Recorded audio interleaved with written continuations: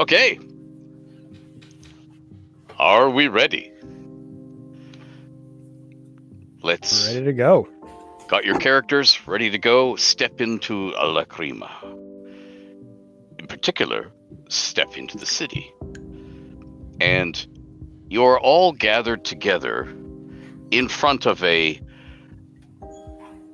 gruff, bald man of middling age who looks unhappy to see you. And for the purposes of this adventure, you have accepted his kind offer of 100 gold pieces each, a potion of healing, which hands each of you, a steel vial, cork stoppered and gum sealed, and he promises you, I'll give you another 300 gold pieces each when I decide this matter is done. So, I am the trade agent of an important family, House Yarvera, long resident here in the city, and the head of the family is Alejandro Yarvera, and he wants you to find out who's been killing our warehouse guards and breaking into our warehouses late at night. And we'd like you to deal with them. The odd thing is that nothing seems to have been stolen. Nothing at all, so far as we can tell, has been taken in any of these attacks. Yet. So, here's the problem. The family, being a dynamic powerhouse in trading locally, decided to respond to these attacks. So for the first time in recorded memory, they have drawn down their inventory. So, normally their 7 warehouses would all be full of barrels of cooked, packed in oil fish, ready for shipping everywhere. Now, 6 of their warehouses stand empty, and as you can imagine, this is costing the family dearly, so they would like you to deal with this trouble expeditiously. So, the 7th and last warehouse is their major warehouse. They call it the Big House, because it's the big one. It's now under double guard, but they would like you to lurk nearby and rush in if there's any sort of attack. Do you have any questions before I send you to your doom? I mean, to a successful completion of your mission. You still were getting how much? 100 gold pieces now. Here you go. Clink, clink. 300 gold pieces each when this matter is complete. Potion of healing each now, yours to keep if you don't use it.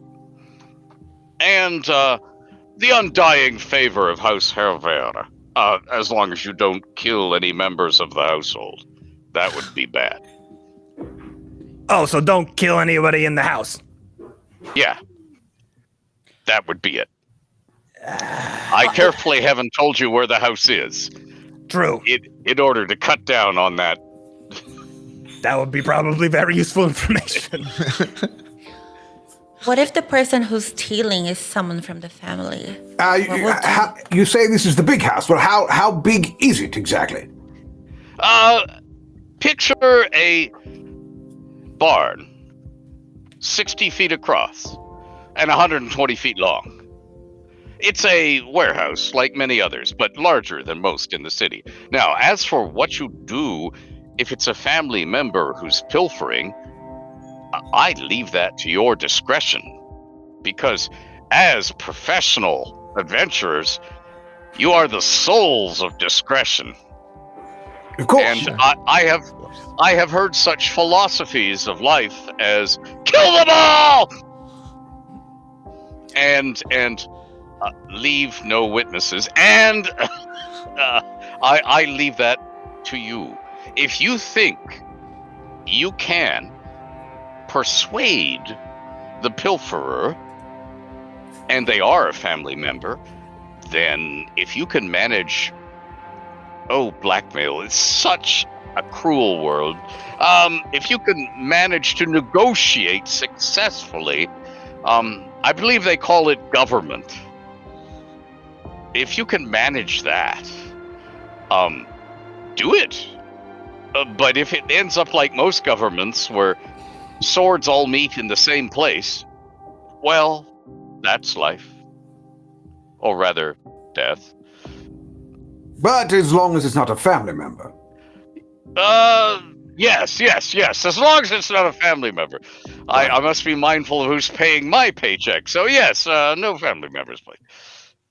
Would you like a If token of the mission? Maybe a body part or Got a any piece of of these hair? family members' names, perhaps? Certainly, if you're in the business of collecting trophies, by all means, bring something back. The clients, such as my employers, they always like to see some tangible result of their expenditures. Okay. Something solid.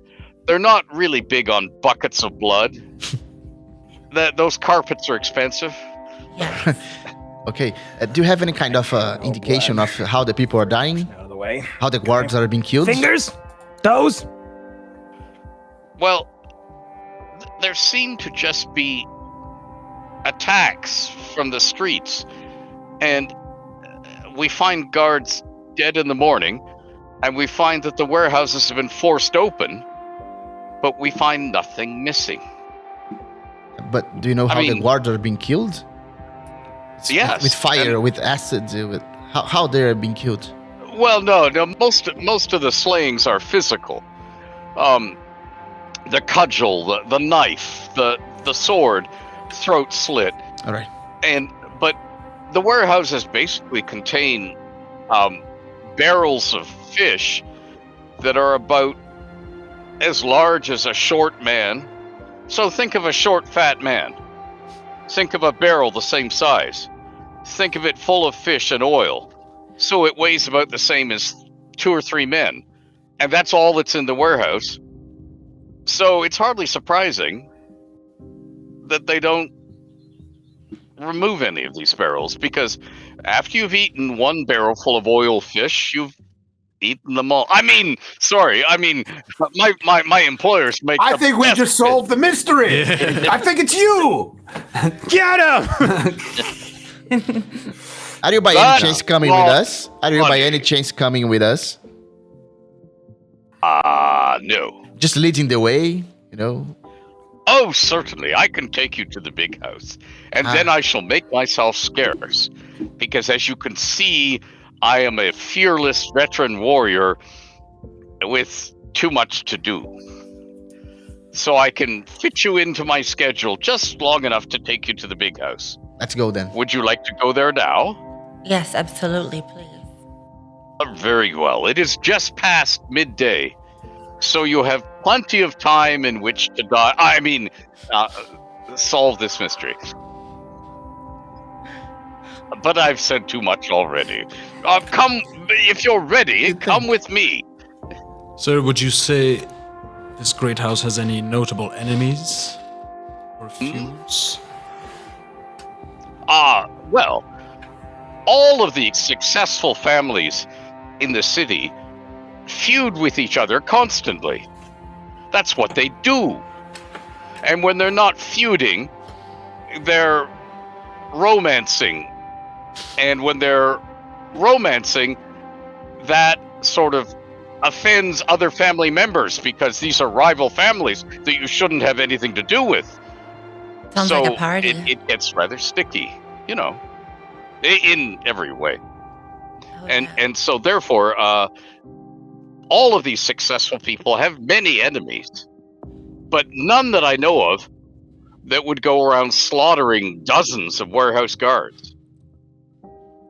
Okay. Any of these families got any activists in them? Maybe they don't like you selling fish all the time. Maybe they're one of those druids that don't eat animals. I don't know what people Just call saying. them. If there are, it's above my pay grade. I know nothing of such things. All right. And how long have you been this house's trade agent? Well, I guess no time like the present. Let's get going to Smelly Fish Town. How long have I've served them all my life, at least as far back as I can remember, and I think that's about 50 years. That's a hell of a long time. Yes. Are you an elf? I was young and beautiful when I. Fair. You're young and beautiful now, my man. Don't cut yourself down. You know, you got it.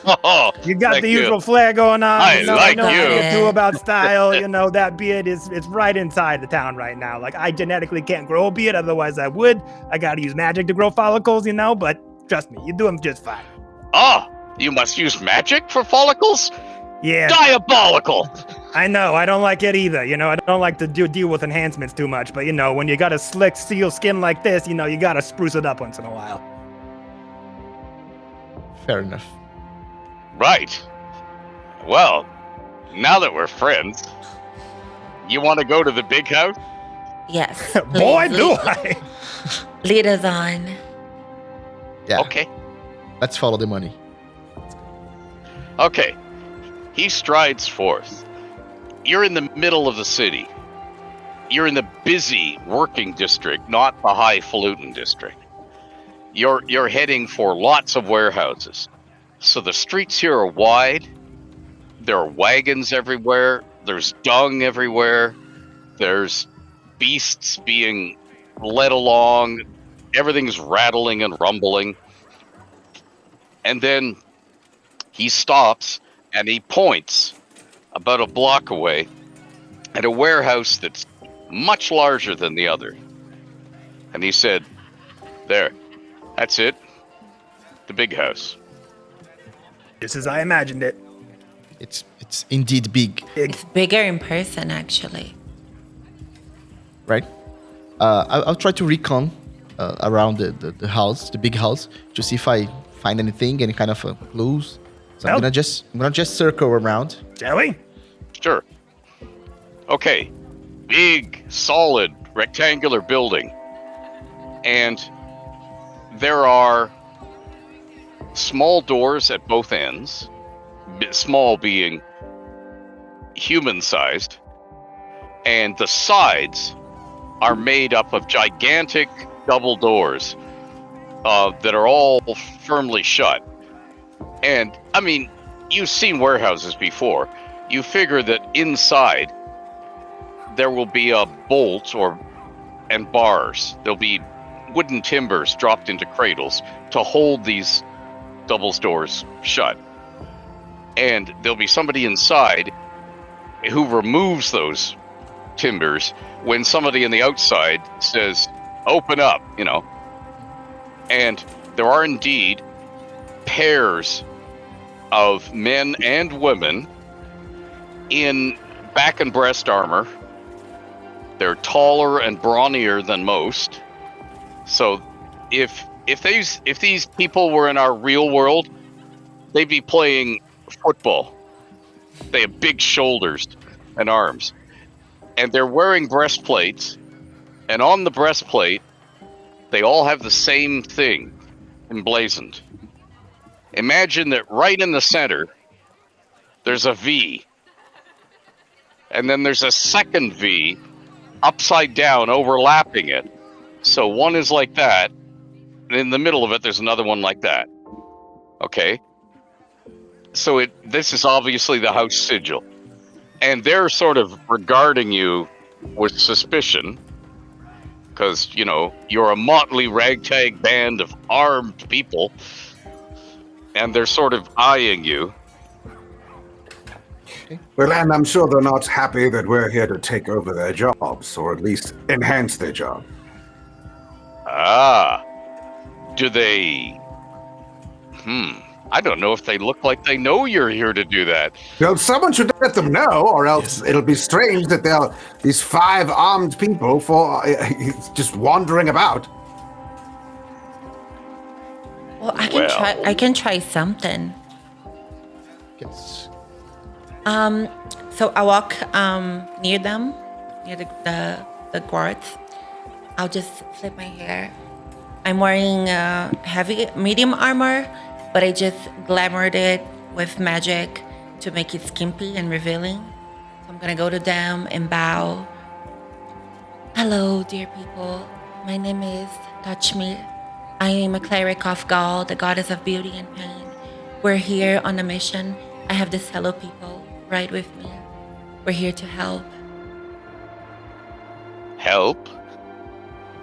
Yes, we heard there is a problem. Problem? This is full of fish. If you want something glamorous, you might have the wrong warehouse. Oh no, actually, there's a party that will be hosted, a festival. And we came here as a mission of beauticians. We need to make these barrels as beautiful and aesthetically pleasing as it can be. It's a royal family that is hosting the party. We're here to do the job. I'm sorry, I know my friends aren't good looking as me, but they have a really good heart. Well, gosh. I've never heard of somebody coming to de-stink barrels before. But okay, do you all want to get inside there? Yeah, it's gonna take a long time to defume these barrels, you know. It's kind of a group effort. Okay. Well, I'm just gonna have to talk to my superior. Just a second, man. Come here, just a second.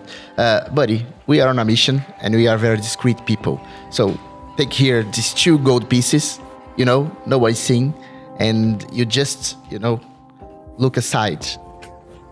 And forget you saw us. A moment. You are attempting to bribe me? No, of course not. It's just a gift. Oh, damn! 20 years I've been doing this job, waiting for a bribe. I hope this was finally my chance. No, it's not today. Sorry. It's just a gift. It's only a bribe if you get caught, my good man. Okay. So, he turns his back, opens his codpiece, pulls out a tiny leather purse, opens the drawstrings, and holds it out for you to drop the coins in. Take it. You hear the clink as they fall. He pulls the strings, and then he does this, and you hear it rattle, rattle, rattle, rattle, rattle. And then he says, I saw nothing. And then he turns and goes, open up!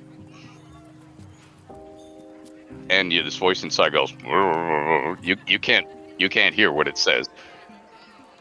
And then he goes, octopus. And the voice inside goes, no!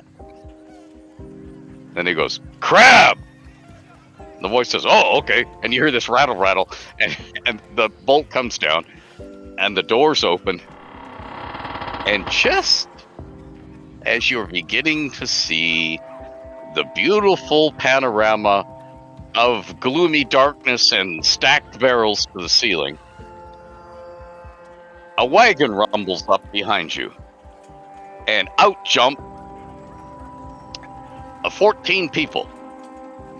And they all have parchment scrolls in their hands. And they unroll them, and they stride towards the guards.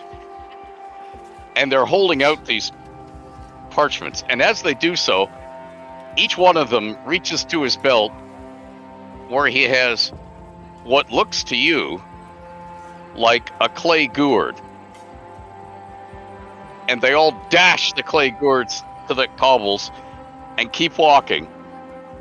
And you see a yellowish green gas begin to boil up like smoke from where they shattered the things. And the gas is turning orange. as they come right at you. The gas is coming toward us. Can we rush away from the gas? Yeah, I'm gonna rush into the big house. Yeah, I would go away from that thing right into the big house. Oh, Yeah. you're going into the warehouse. Yeah, Are you rush into the all warehouse. going Yes, into we're the all warehouse? going. Yeah. Set ourselves up. Okay, so the orange gas is filling the street, and you're inside the warehouse. Can I close the door?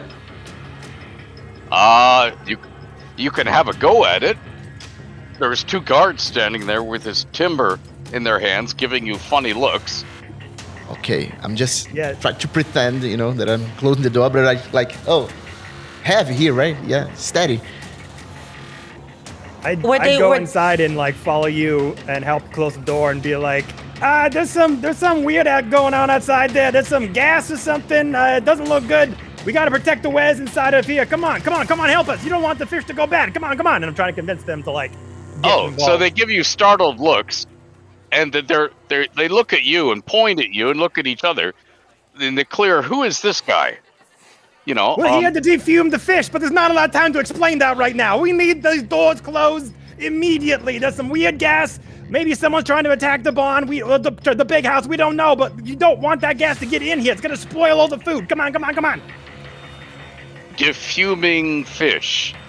You had me at defuming fish. What the? And a long string of oaths that should not be repeated in public follow as he tries to figure out how and why somebody would want fish defumed. But while he's doing that, there's a big commotion going on outside, involving screaming, yelling, dying, flash of arms, and then suddenly there are a whole bunch of people rushing into the warehouse with you. You're attempting to close the doors. Go for it. Could I have a D20 roll, please? From anybody who's trying to push the door closed. Right, I'm trying. I'm gonna try. Were they I'll do it with whispering you. any words? Were the gas being casted with magic? With they were speaking something. Were they channeling it? Oh no, these people were striding towards the warehouse with little scraps of parchment, like they were orders for shipping orders. Okay. And they just smash these things to the ground. The whole street outside, the air looks orange. Okay. Strange. Can I do Who that are in these our people that are change trying to rush in? Well, the people who seem to be rushing in are a mixture of what looks like street youth, what looks like some of the guys who were striding towards you with the parchments. And by the way, having entered the warehouse, they just toss the parchments, draw their weapons. Okay. And there's somebody outside, because there are lots of guards out there dying messily, and somebody who's outside has done something, because suddenly the air all around you is full of whirling cudgels. So imagine 3-foot long sticks of wood, about as thick as my wasted elderly forearm, are whirling around in huge clouds, beating on you. Could I have a D20 roll, please? I got 17. From everybody. Oh. 14. Oh, wow. Straight D20. Yeah. All right. 6. Ooh, that's not good. 6? That's a 1 for me. Okay, so you take 1 point of damage. Ow. You take 6 points of damage. How much did you roll? I rolled 8. 8? 8 Yeah. points of damage. Okay. 14. 14 points of damage. I love this game. I rolled 17. 17 points of damage. Okay, I'm You're down getting to hammered with cudgels. I'm down to 1 hit point, so I'm You're almost down dying. to 1. I'm almost Oh, dying. this is going to be good. I'm almost dying. Sure can. Like, Okay. I'm dying So- here. Well, you do have that potion.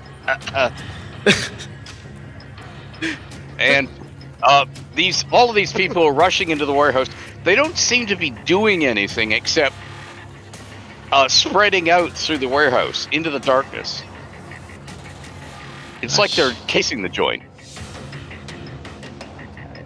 They figure their cudgels are going to keep you guys busy, and they're going to scope the warehouse. Is this some sort of spell of instead of knives, it's cudgels? Yeah. Cloud of daggers, cloud of cudgels. Cloud of cudgels. So you're all getting bludgeoned rather than sliced. Right. So as all these street youths rush into the big house with the yellow gas outside, scaling the streets, and they've just rushed inside and they're kind of looking around and they're like, whoa, whoa, whoa, whoa, whoa! And as the cudgels are whirling and our friend is almost like a bunch of inanimate sticks are just beating him to death on the side of the street here. Just want to shout out to them, be like, whoa, whoa, whoa, whoa, hey, what the heck is going on here? I think there's some kind of misunderstanding. There's no use for this kind of force. What's going on here? What do you need? And that's when you need to roll a d20. All of it? No, just you. Just me. Just when you're going, whoa, whoa, whoa, whoa, whoa. Oh, 19. Okay. You are driven bodily forward by a fresh cloud of cudgel spell that blossoms right behind your head. But you don't take 19 hit points of damage. You only take 1 hit point of damage because the spell was so close to you when it went off that it literally shoved you out of the way to create its cloud. Just boom, So somebody has obviously deliberately targeted you because of your outburst. And then you notice that some of these people who were running around with the sheets of parchment, they're now striding into the warehouse in pairs. And they're carrying long chests. Now, you're used to long chests. These are stuffed into many caravan wagons. Imagine a wooden coffin with a flat lid, and there are latches and locks all around the lid. They're meant to be stacked. And imagine if the coffin was for people who are about 7 feet tall, with big, heavy-duty handles on both ends. So that's what is being used right now. You've got a big, brawny guy at either end of one of these chests, and they're marching these chests into the warehouse as if they're making a delivery. And they're stacking them up neatly, ignoring the cudgels, ignoring you guys. It's like they're on a timetable. They gotta get it done and move on. Just a job for them. Just a job for them. I'm gonna try to crawl out of the cloud of the shit hitting towards me. I'm gonna try to crawl like a baby, like try to get out of it. Is it possible? Like I'm gonna try to crawl out of it. In what direction? I'm gonna try to go further inside the Deeper warehouse. inside. Yeah, deeper inside the warehouse. Right. Like leave this shit behind.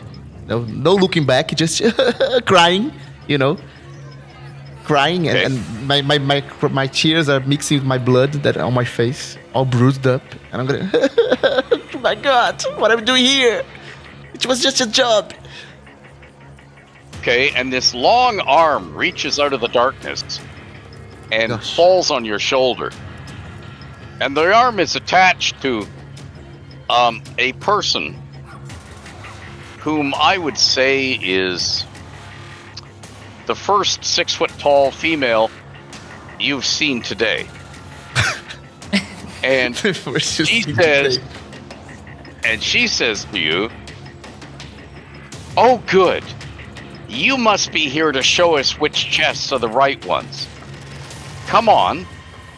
And she digs her fingers into your shoulder, lifts you off your feet, turns you, points you at this pile of chests that's stacked up to the ceiling and saying, "Come on. We haven't got a lot of time here. Come on, come on, come on." I can do that, but just answer me first. Are you a healer of some sort? Are you a healer of some sort? Can you because I can see it's right. I'm all bruised up. I'm hurt. So if you just can help me with some, I think you want this gentleman. And she does this. And out of the darkness behind her, you see a skeleton lurching forward. The skeleton is, well, okay, it's got some flesh adhering to its bones, held there by what looks like mummy wrappings and rotting clothing. What an evening.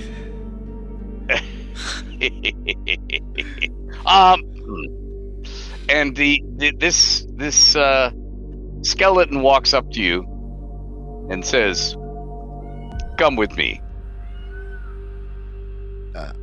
Okay, I'm gonna try to get cleaned up. Are you going with the skeleton? I'm gonna look to my friends to see if anyone is seeing that, or it's just me, because probably I'm crazy right now.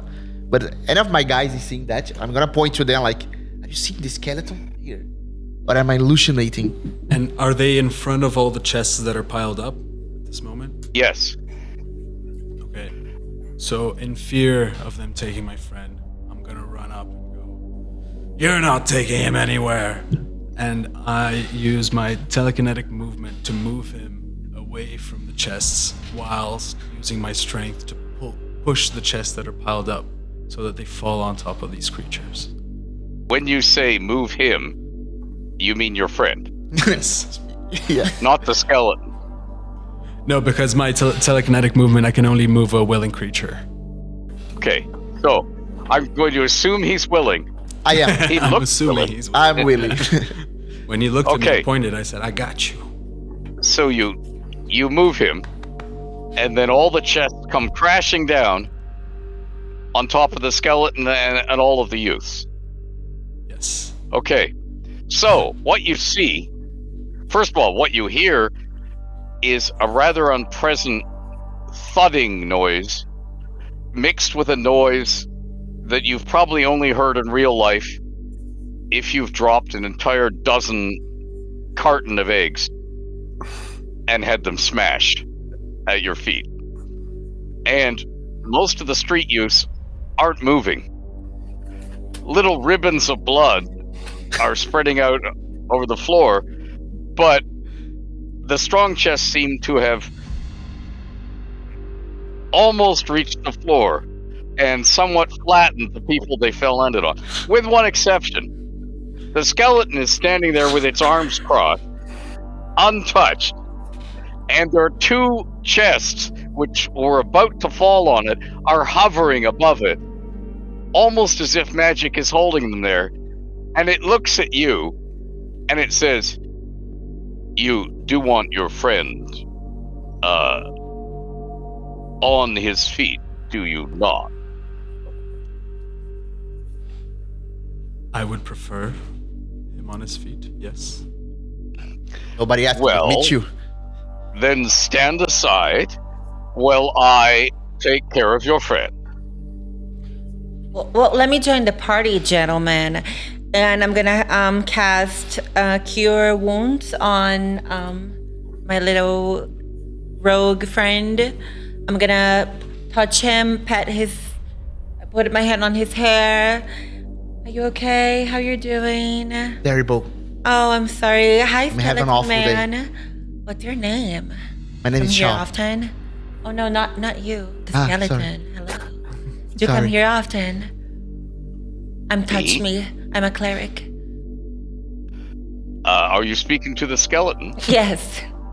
The skeleton strikes a pose. Well, I only come when I'm needed. The rest of the time, I'm somewhere else. Oh yeah, can you take me there after we're done? I'm super in for an But adventure. of course, it's a little bony and a little dark and a little cold, and you may run out of oxygen once we close the lid. Oh, But I mean, that's where I sleep. Maybe you do too. I don't judge. we can sort something out. I'm sure. These are my friends. We're here to beautify the place. Aha. So do you cast your Yes, I casted Cure Wounds on. I'm gonna roll 2d8 plus 2. Thanks. You're welcome. and And then what I mean, what's going on outside that we can 11. hear? 11. Plus 2. +2, so Yes. 18. So, as I was talking to the skeleton guy, what was going on outside? Because we're inside the warehouse now, right? yes, what's going on outside is a pitch battle. Or rather, wow. excuse me, the pitch battle has now ended. Okay. And what you see is bored-looking men picking up the dead warehouse guards or dragging them by their heels and then stuffing them in the wagon that they arrived in. The corpse? Yeah, just tossing them there. And then they're starting to come into the warehouse. They're not coming in like armed and ready. They're strolling in as if, okay, that's done. And now they're waiting to join their friends who are supposed to have dumped these long chests and then brought out other long chests. And by the way, some of those friends are now walking past you at that huge heap of long chests that got knocked over, and they're totally ignoring the crushed street use underneath them. They're just looking at each chest. They're looking at them for something, markings or something. And the ones Then that finally, fell- one of them says, "Oh, here's one," and some other guy comes over and they pick up that strong chest and they sort of lift it up, dripping blood and hair from the crushed person underneath it, and then they begin carrying it out towards the wagon. Oh, I'm gonna whip them. You're going with them? I'm going to whip them. I have a whip. I'm going to attack them on their back. Wait. Okay, That escalated quickly. roll. Okay.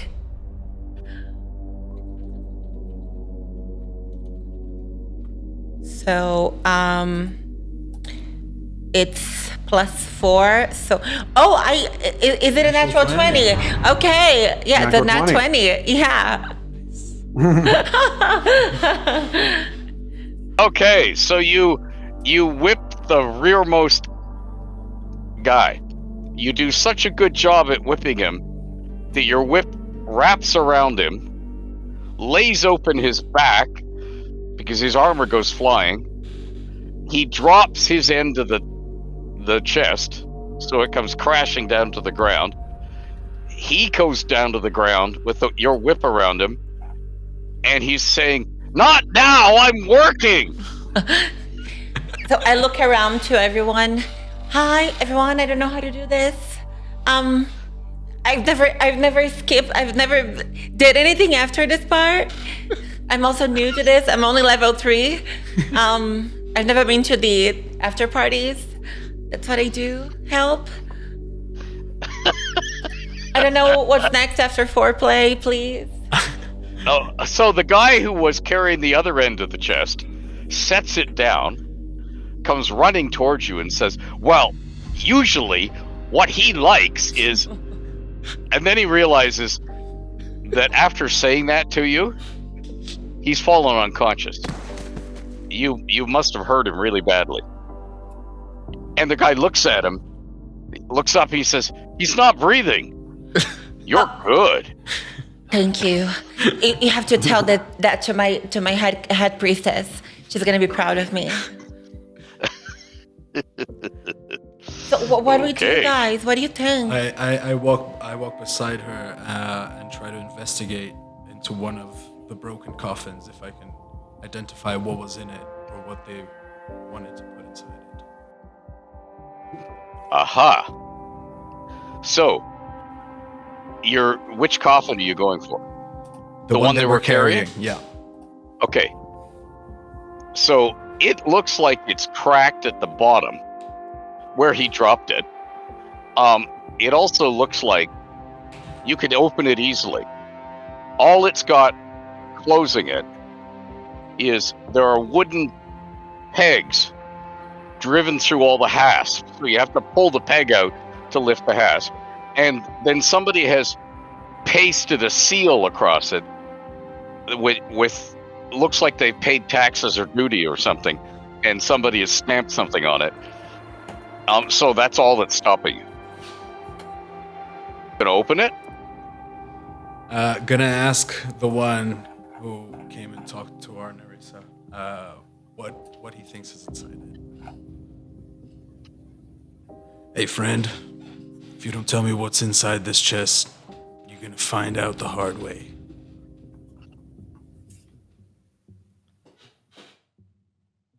Are you gonna be rough with me? Only if you don't enjoy it. Oh. Well, okay. Then I'll just tell you. What's inside that chest are bolts of cloth. Cloth? Normal cloth? Yeah, here, I'll show you. And he pulls the pins, and he rips open the labels and flips open the lid and goes, ta-da! And gestures at the now open long chest, which is full of long bolts of cloth. Very nice cloth. New cloth. Tightly rolled cloth. Never used for anything yet cloth. But it's just cloth. You can imagine a really nice gown being made of this. Or a really nice doublet. So where are you taking this fine upholstery? He points to this wagon. Right there. Touche. So if you'd like to stand out of the way, we're on a bit of a timetable, and I'm gonna have to. Could you help with the other end of this? Because he looks out of it. Is the skeleton here yet? Is the skeleton here? Sorry? Still. Is the skeleton here yet, or the skeleton? Oh yeah, the skeleton's standing right behind you, patiently. Hey mate, you said you have something with a heel or something like that. Can you conclude it? I don't think you need me anymore. You have a lady who has healed you. You're no longer at death's door. And I am death's door. Thank you for nothing. Hey, I'm always here if you need me. And saying that, he fades away. Oh wow, I'm gonna miss him actually. Guys, let's do And from right behind you, you hear his voice say, "You are?" Well, in the midst of all this wild mayhem, all of these people continue to wander in with long chests, set them down on the warehouse floor, and then they go looking through the pile of long chests that fell down and crushed all those street youths. And they seem to be flipping the handles up and looking under the handles. And one of them goes, "Oh, here's another." And he lifts it up with assistance, and they pull it out, and they undo all the stuff and flip the lid open. Then they open the lid of their chest, and they take out the bolts of cloth, and they set them to one side where there's no blood. And then they pick up what looks like a body in a shroud. It's absolutely rigid and unmoving. And it also seems to have wings. Maybe it's not a body, maybe it's a statue, whatever. Imagine a form with its hands across its chest like this, wings wrapped around it, and the whole thing is sewn into a shroud. And they lift that up and put it in the chest they've taken the cloth out of. They do the chest back up. The seals are all still broken, but they just put it together again. Then they take the cloth, put it in their chest, and trundle their chest back out to the wagon. And by the way, the orange gas, which is now filling the street, you can't see the buildings across the street, doesn't seem to bother them in the slightest. They just stride through it like it isn't there. You, however, are beginning to feel a prickling in your throat, a prickling up your nose. Whatever that orange stuff is, it is affecting you in some way, but it doesn't seem to be affecting these people in the slightest. They seem to be totally ignoring it. And they're also, as much as possible, ignoring all of you. They're just getting on with finding the right chests, which are subtly marked somewhere under the handles, and switching the bolts of cloth that are in those chests for these shrouded corpses or statues or whatever they are that they brought with them. Oh, no, go for it. No, is there a way for us to detect if they have an equipment, if there is something, if they're naturally invulnerable to this orange gas thing? Well, they're definitely not wearing anything around their noses or mouths. And they don't seem to be reacting in the slightest to the orange gas. I mean, they obviously can't see through it out in the street, just as you can't see through it. But, of course, it's sort of like being in thick fog. You can see 5 or 10 feet. You just can't see long distances. But no, you can't see anything unusual about them, and they just look like normal people. They don't have glowing eyes or dilated nostrils or things up their noses to breathe through or anything like that. They just seem to be, they don't look like they're in Dune. You know, there's no little hoses up their noses or anything like that. They're just normal looking people. And you hear one of them say, come on, we haven't got all day. I'll just kind of like raise my hand up after being cudgeled to death almost for speaking, be like, hey, yo, okay, look, I don't want to get hit anymore by flying sticks. I'm sorry if I talk out of turn or anything. I'm just kind of bored. Can I help at all? Do you need help? Like, can we help you move this along or help you do whatever you're doing? Sure, we got 6 more to find. 6 more of these chests. Yes, okay. Aren't we supposed to be stopping these people? I don't know, really. I think the tables have turned a little bit. We don't know if these are the people that are killing gods or anything. Quite frankly, I just want to be made of use and not get hit with sticks anymore. Yeah, they aren't my sticks. Are they your sticks? No, they're not your sticks. Well, whose sticks are they? Was that jackass out there? Oh, he's a little trigger happy. We'll tell him off for you. Appreciate it. That would be great. No problem. Well, hey, there's a guy in here who doesn't want any more stick, okay? I think you're supposed to buy him a drink first. That would be pleasurable, for sure. You know, like, let's lean into it a little bit. Also, Okay. what is written on those parchments they were holding up that they all just threw to the side? Some sort of regulation, like saying they could come in, or some sort of government seal? Are you going to pick one up? Yes! Oh, it's a packing slip. And it says, undersigned, switch chest for chest. Chest marked thus for chest marked thus. And whose signature is on the bottom? Well, it looks to be totally illegible. Like you got a prescription from your doctor, You can never read what's on it. But the little mark beside the signature looks like House Hirvara's little mark of the 2 V's.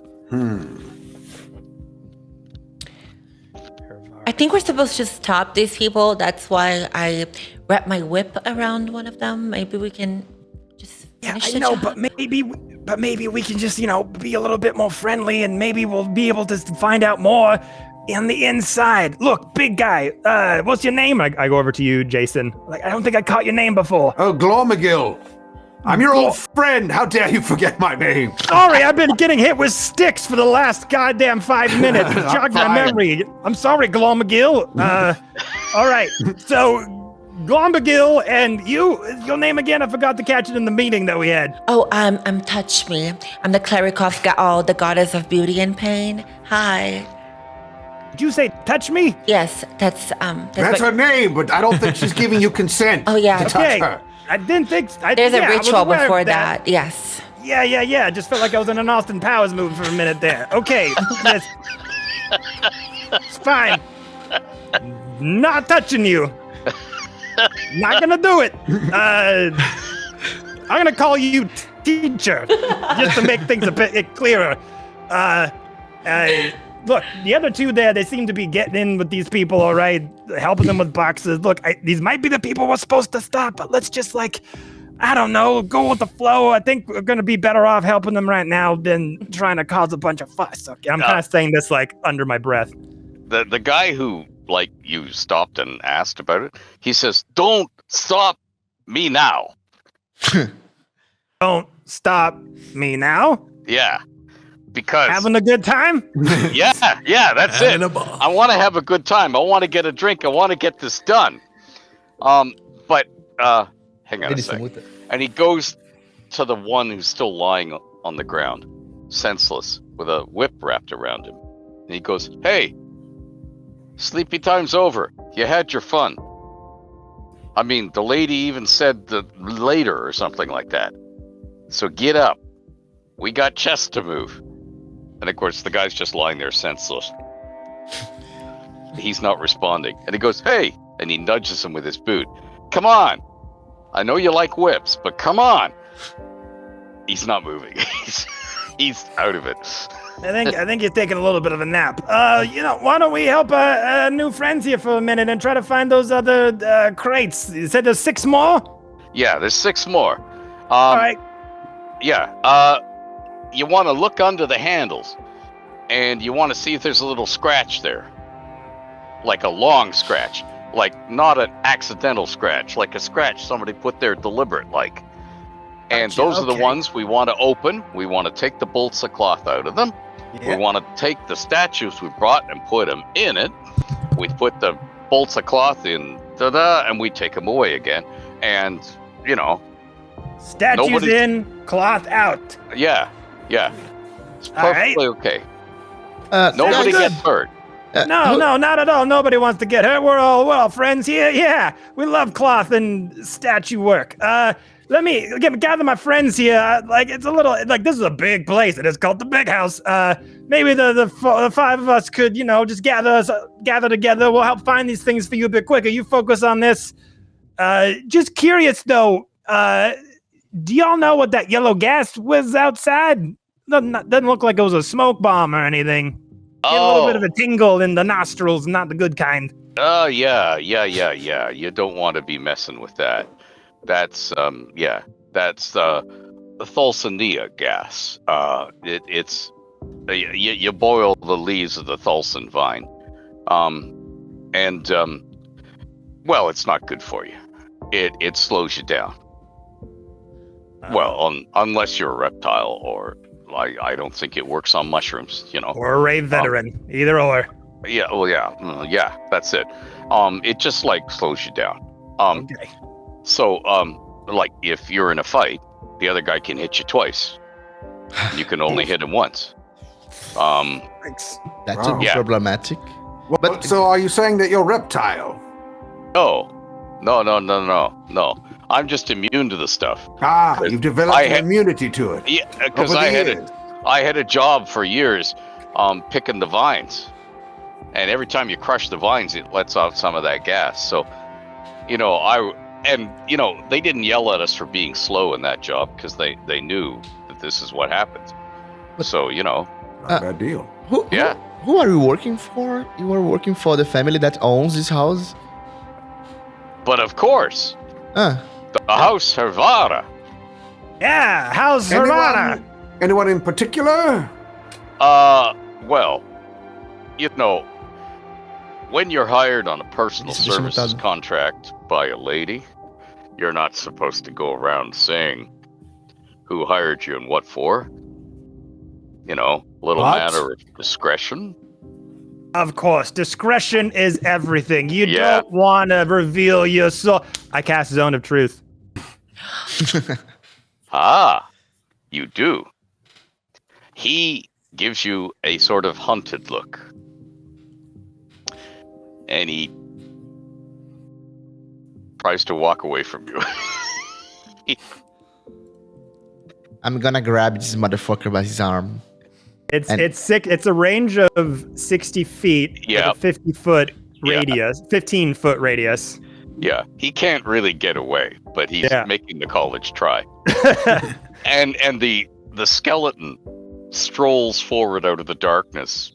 It just reappeared. He's interested, and he leans against a row of strong chests to listen with interest. And then you see a spectral bag of popcorn appear floating in midair. He begins to. How many be guys are working on the chests? How many guys? 14. 14? I mean 14. 13 now because one is sleeping. Well, tight. yes. Yeah, Yeah. one is sleeping Nice and one of them is busy. So, yeah. With you. One of them is you're Yeah. holding his arm. Yeah, hold my arm. Um, Yeah, okay. This would be a charisma saving throw of DC 14. Mhm. Haha. Right. Go ahead. So yeah, as we're kind of like handling, yeah, you don't want to reveal your sources, you know, you like, but really, like, just between us, you know, squirrel friends, who are you working for? You know, we won't tell anybody. And I kind of pat them on the back, and it kind of sets off the Zone of Truth spell. Well, I'm not supposed to know this because, you know, it's sort of like rather fatal to say who you're working for. So you didn't hear it from me, Of course, okay? never So- happened. I didn't tell you I'm working for Duskhelm. Duskhelm. Duskhelm. Duskhelm. Duskhelm. Duskhelm, but I didn't say that. And would we know who Duskhelm is in the House of Havara? You've never heard of this name before. So he's I not don't- part of the house. He's not part of the house. I think what he was telling you before about the house was a fib. Okay. Trifling with the truth. I think he's telling you the truth now, though. Mhm. And I don't know why Duskhelm wants this done, but it might have something to do with the Dragonborn. Dragonborn. But That is you didn't hear interesting. that from me. That's pure speculation on my Of part. course, of course. And that's when the orange glow from the open door of the warehouse darkens somewhat, because there are now 12 heavily armed men standing in it with their arms crossed who weren't there before. And one of them says, "You're getting a bit talkative, Mulvis." And they say, "Are you people finished here? We have a timetable to keep to." Yeah, Mulvis, quit holding everybody up. Come on, let's go, guys. Let's go find those other 6 crates with the long scratches and stuff on them. Come on, come on. And Are- these 12 people sort of look at each other and says, "Who are you?" Who, me? "Yeah, you. The one I'm talking to." Yeah, that's right. My name's Rad. R-A-D. Professional stuntman at your service, you know? If you're serving nobility, got a lot of trouble going on, maybe you get called into a lot of fights, you call me in, I choose Oh, disguise that stuff, sort of I'll rough stunt them up. man. Yeah, yeah. I was thinking movies, you know? Well, that was what I did until the accident. It was something that I was doing with live theater performances and things like that, lots of pratfalls. But you slip on one too many banana peels and then your ankle goes and you just can't do it anymore, so you resort to other means. But I understand.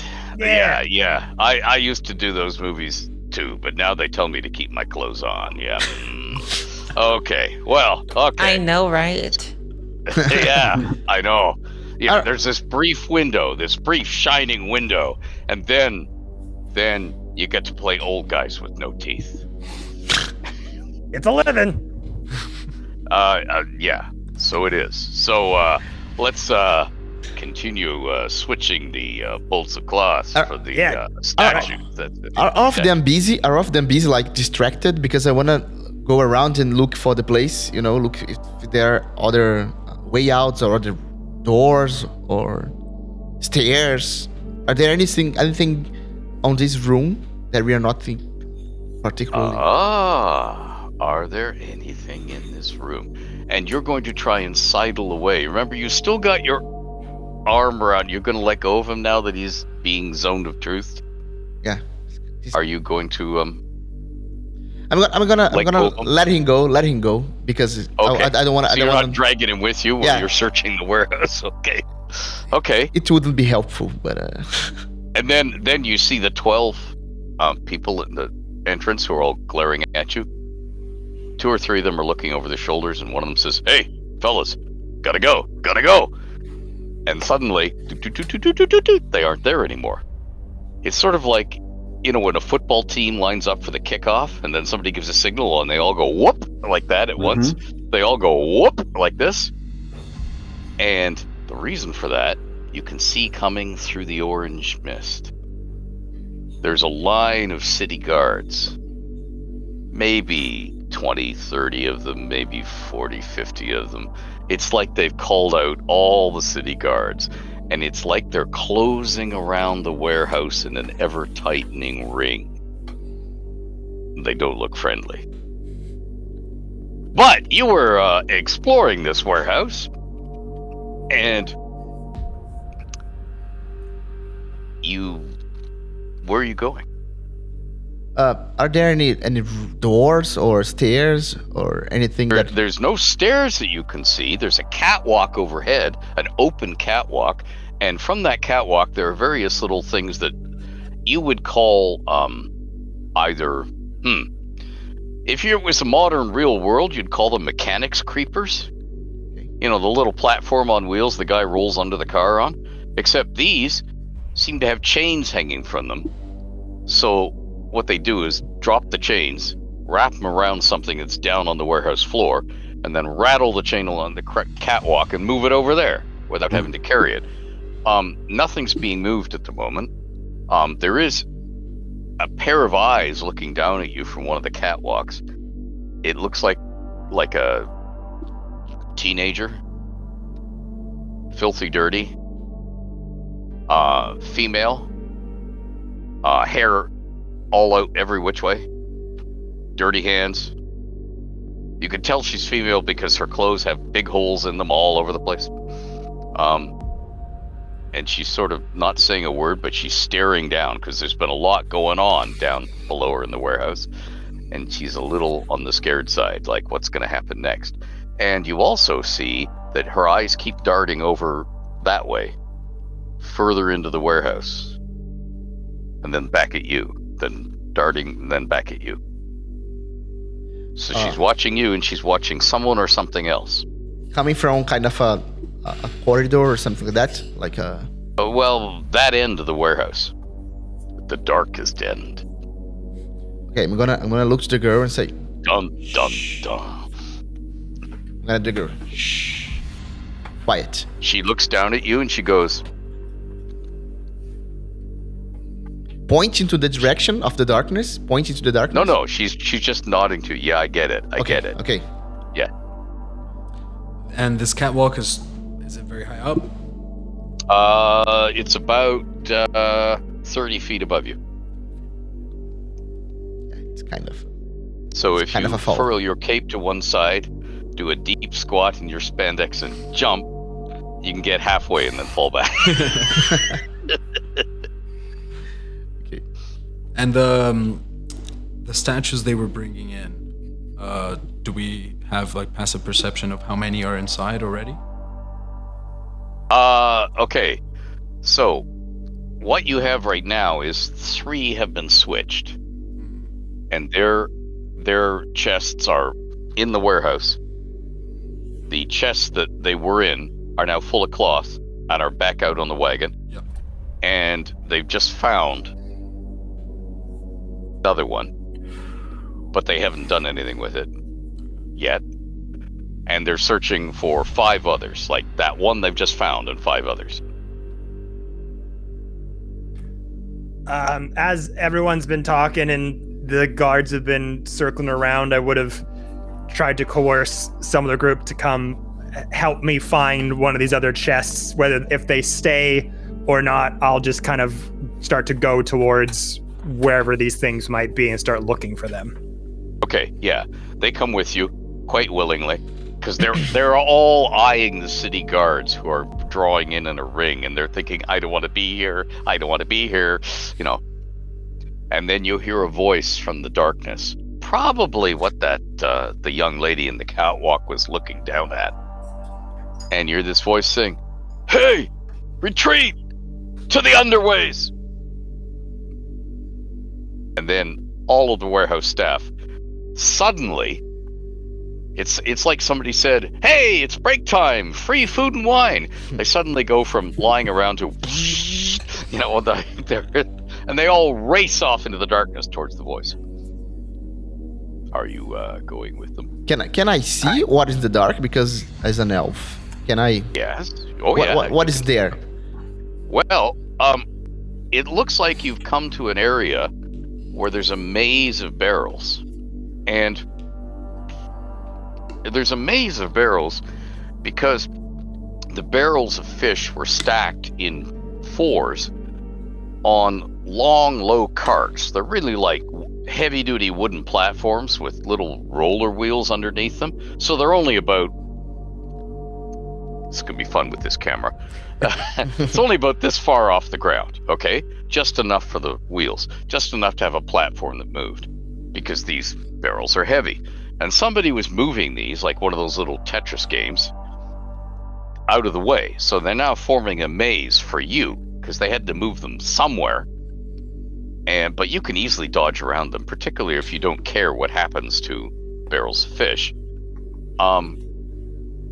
Because whoever it was obviously shifting them aside. And probably to uncover something. Are you, going there? City guards closing in.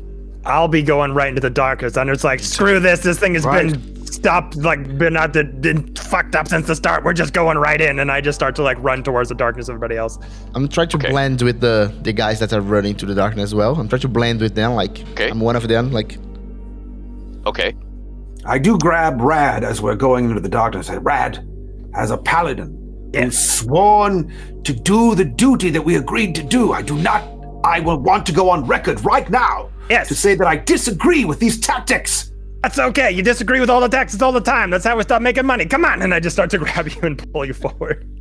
As we go into the darkness, I'm gonna cast Blessing of the Trickster on the rogue. So if you do any stealth checks, he has advantage for an hour. Very good. I whip his little bum. What? In a very nice way. Ah. Okay, you whip his little bum. What Yes. about the big one? No. Yeah, Okay. little bum. Okay, are you retrieving the whip from around the gentleman you felled? Oh yes, but I'm gonna do it in a way because I'm used to whipping people and knowing how to wrap someone up.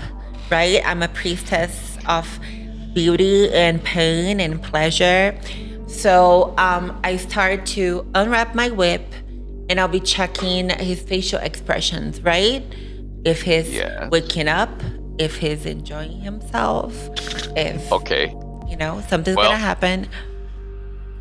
Okay, so you're the only party member who has not joined the general cavalcade of fleeing. You cast the blessing, and now you're going to grab your whip.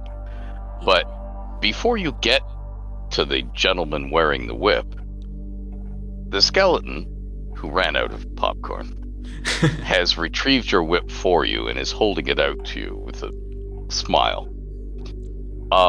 The gentleman he removed it from is not only awake, he's got this big smile on his face. Hi. A smile of, I don't know, satisfaction? Shall we Yes. keep this family program? A smile of satisfaction. He enjoyed it, and he goes, "Is break time over yet?" Oh, yeah. What is your name again, Mister? Oh, my name? My name, don't tell anyone, Okay, is Doorden. Dorden. Okay. Don't, Dorden. Okay. I'm Touch Me. My friends call me Adulate, but I'm much more of a deeper, priestess. So you can call me Touch Me. If you find any church of Gaal, can you please tell me that we have met? And Yes. Yes. I go into my hand for him so he can give it a kiss. Thank you. He hastily wipes his lips with his sleeve and then kisses your hand. His kiss is as light as a butterfly's wing. It is not slobbery. That was He does very not drool. that was very unexpected and very good. Do you have any information? I mean, you've seen my friends, right? I mean, talk about just leaving somebody behind, right? I mean, look at your friends. They also left you here. I mean, Oh, yeah. Well, I guess that means we were destined to be together, right? I know. And he wraps his arms around your ankles like you're Conan, and he's one of those women with no clothes on a prosthetic cover. He's wrapped around your ankles. He's like, protect me, that's the city guard. So why don't you just come with me? If something happens, you can be my human shield. Twist my rubber arm. Okay. He unclasps his grip from around your ankles so that you can move again, and climbs up you like a squirrel. And he's going, "Yeah, what do you need me to do? Anything. Okay. We're gonna run and meet up my friends, and probably something really dark, eldritch, is gonna happen. If it does, you protect me. Oh yeah, I'll protect you. Okay. Oh yeah, I'll protect you." And Thank you. he's scrabbling at his belt, and he pulls out the smallest dagger you've ever seen. It's like the size of my thumb. And he says, "Just get behind me. I'll protect you. Oh, I'll protect you. I won't let them get you." I mean, it's all about the aim, Okay. right? Not the length, but the aim, right? I mean, that's what the Oh, girls at I the thought it church was say. yours, but okay.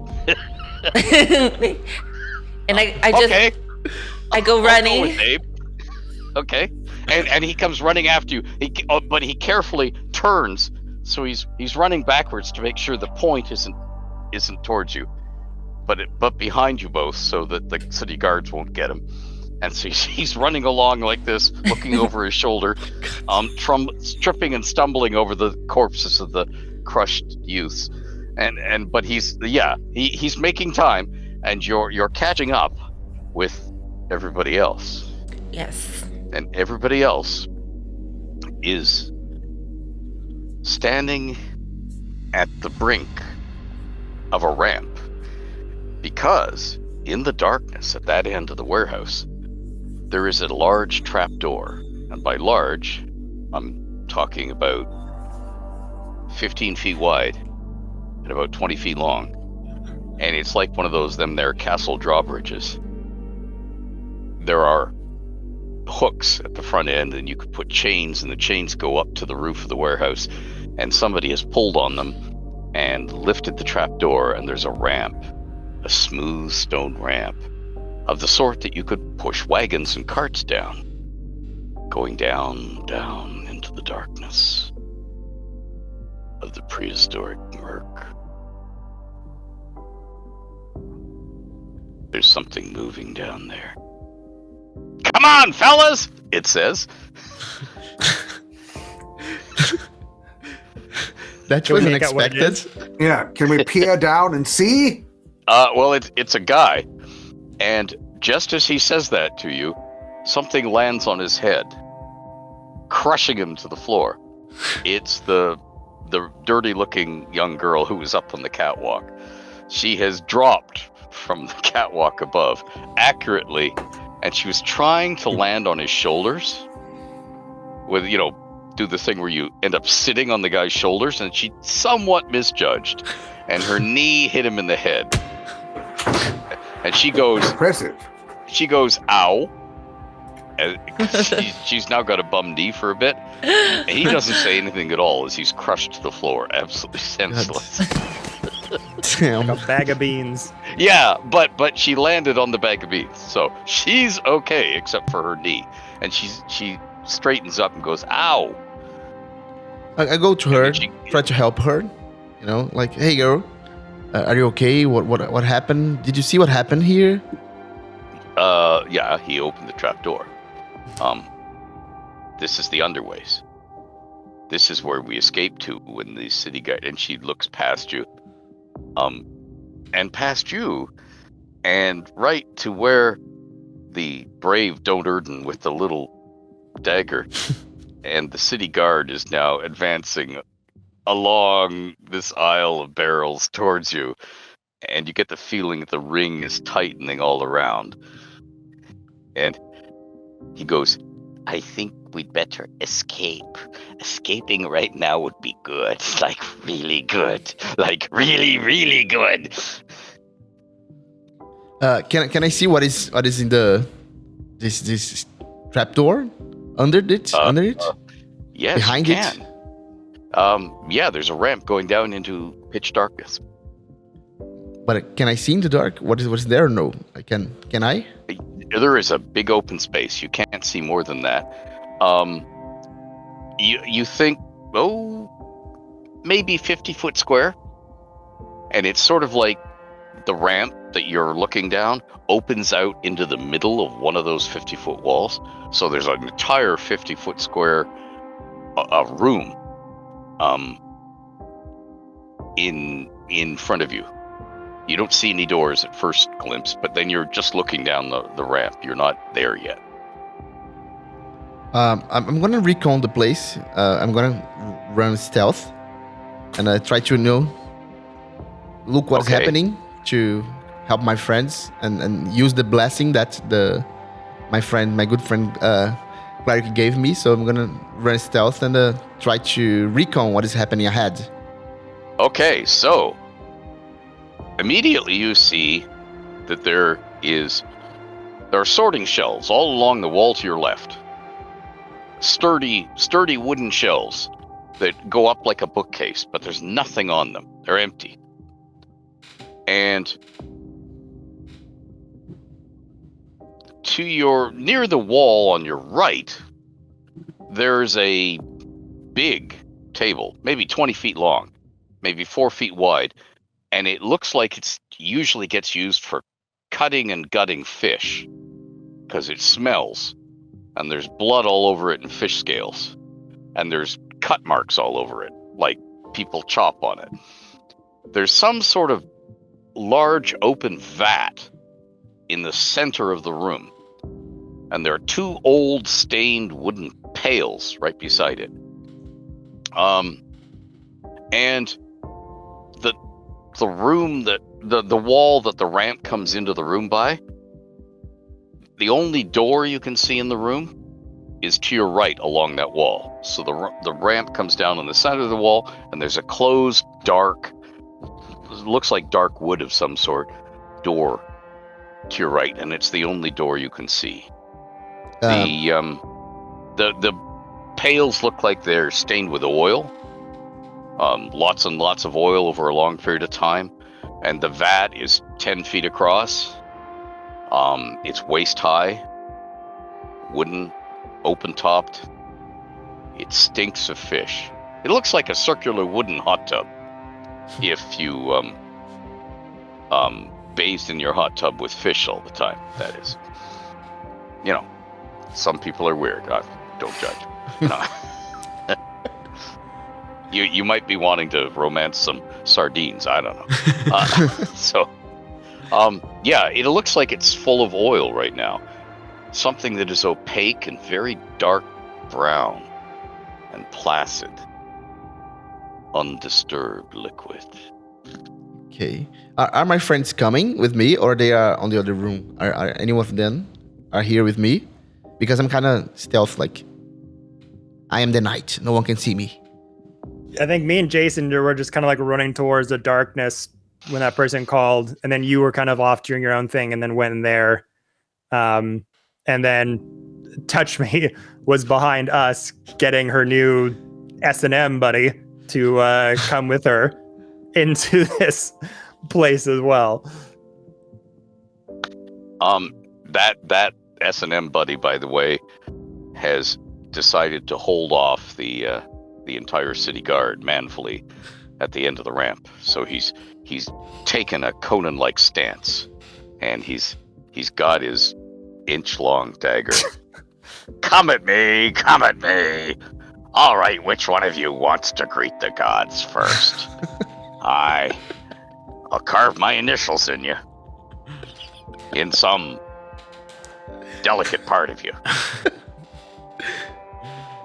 I waved and blew a kiss goodbye to my S&M buddy. I arrive and I see the paladin, the bard friend, and the warrior, and I wave to them. Retouch my lipstick.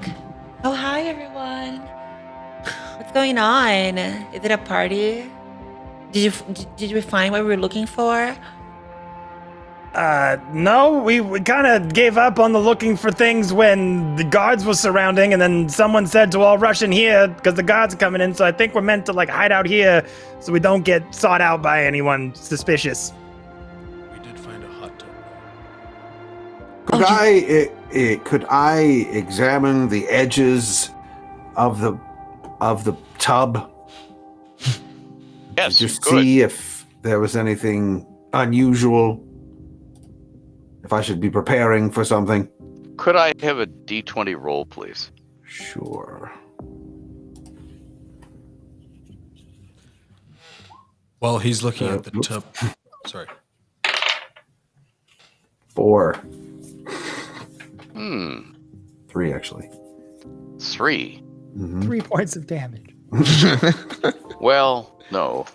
Actually, it's 3 tendrils that burst up out of the water, grab you, and begin to pull. I'm glad I rolled low! Up out of the water, dripping with oil, comes this thing that looks somewhat like a giant cigar, and somewhat like a stalagmite, and somewhat like a gigantic turd. Shit. And it opens a shit. single eye and has shit. a big fang mouth. And tendrils, 3 tendrils are grasping you. Other tendrils are reaching out across the room. And it looks by the size of these tendrils, they can reach every part of the room. So there's one reaching for each of you. Jason, could I have a D20 roll from there? Of course. Yeah. All right. Wow. If you can believe this or not, I rolled a natural 20. Excellent. So, Atta boy. you Amazing. roll a natural 20, and what does he win with the natural 20? guess what? Death. The roper is horny for you. He was gonna eat you. What kind of game did I get myself into today? No, the roper's tendrils wrap around you, and it starts to tug you back toward its mouth, and then it stops, and the tendrils begin to caress you, and it rearranges you and sets you back on your feet, and stops pulling on you, and it sort of, it's sort of like patting you down, yeah, and it's stroking you, and it's going nice. What the fuck? That's what you get for rolling a natural 20. I start to get so emotional when I see this. I go to the paladin and oh my god. Have you felt that? It was horny for you. Bless it be. And then you see little blue lights glows begin to run up and down the roper, and it's trying to do something. Don't worry, it's not being hostile towards you, nor yet is it being directly amorous towards you. What it's trying to do is somehow use magic to make its brown, irregular, mottled, turd-like exterior look like armor, paladin's armor like yours. It's trying to shape its body to look attractive to you. That's creepy.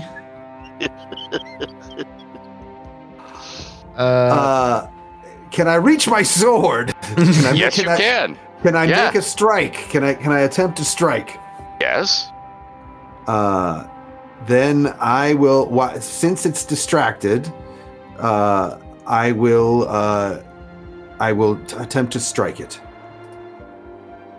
And it recoils from you, and you hear this. Oh. and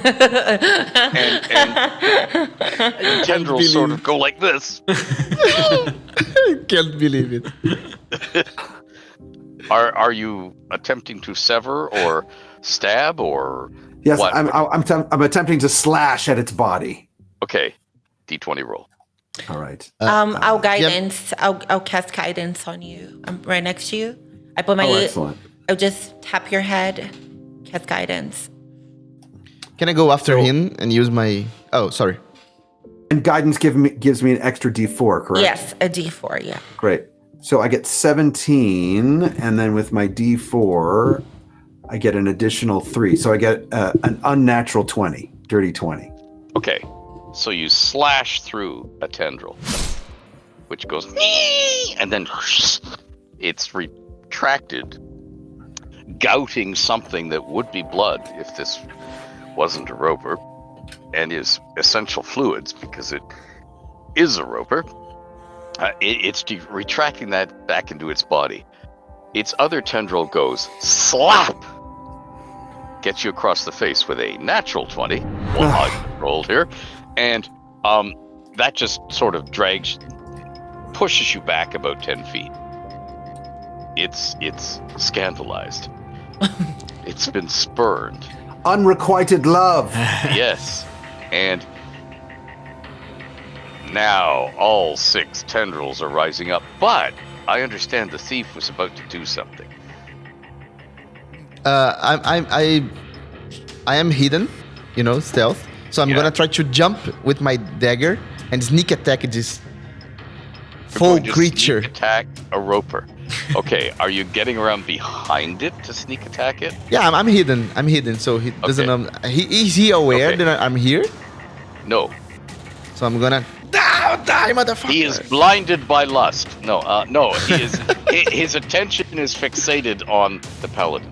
Yeah, I don't judge him, but I'm gonna jump and help my friend. Okay, so you're jumping up into the air and trying to stab the roper, which will require getting in above the vat. Yeah, the risk I took was calculated, but I'm not very good Yeah. at math, so I'm jumping anyways and die, motherfucker! In the name of Okay. the elves. D20.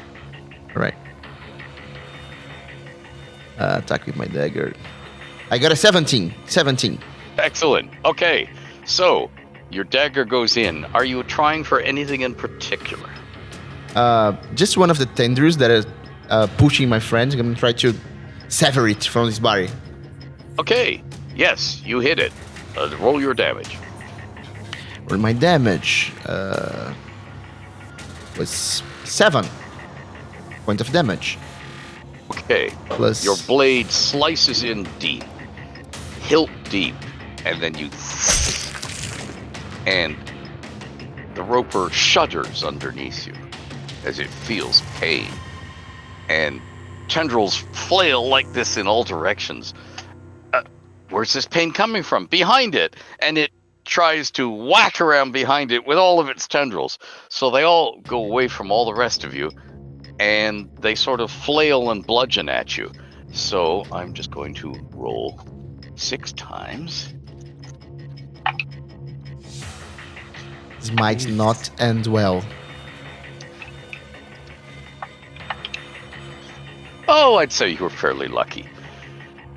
2 tendrils. And 2 tendrils grab you. And you are grappled. And it can't pull you towards it because you're already on it, on its back.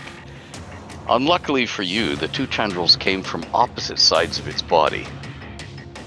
And they're both pulling you around towards the mouth. So your body is being stretched around the roper. However, it's going to take another round or 2 to actually begin to pull you apart at the joints. So it's time for everybody else to do whatever they'd like to do. Thankfully, I have a friend. Oh, by the way, strolling down the ramp with 2 buckets of popcorn is the skeleton. And he's dragging the body of your S&M buddy, Don'turden. Oh my god. Don'turden died well. And the skeleton just sort of took Don'turden's neck and shoved it through his own belt from behind, so he's dragging the body behind him. And you notice there's a huge heap at the top of the ramp now, blocking your way back up to the surface. It's a heap of city guardsmen. They all seem to have come down with something fatal at once. I guess your S&M buddy died well. And an adult film career dies as well. The Legend of Don'turden was a great series of films, I gotta say. Shall not be soon forgotten.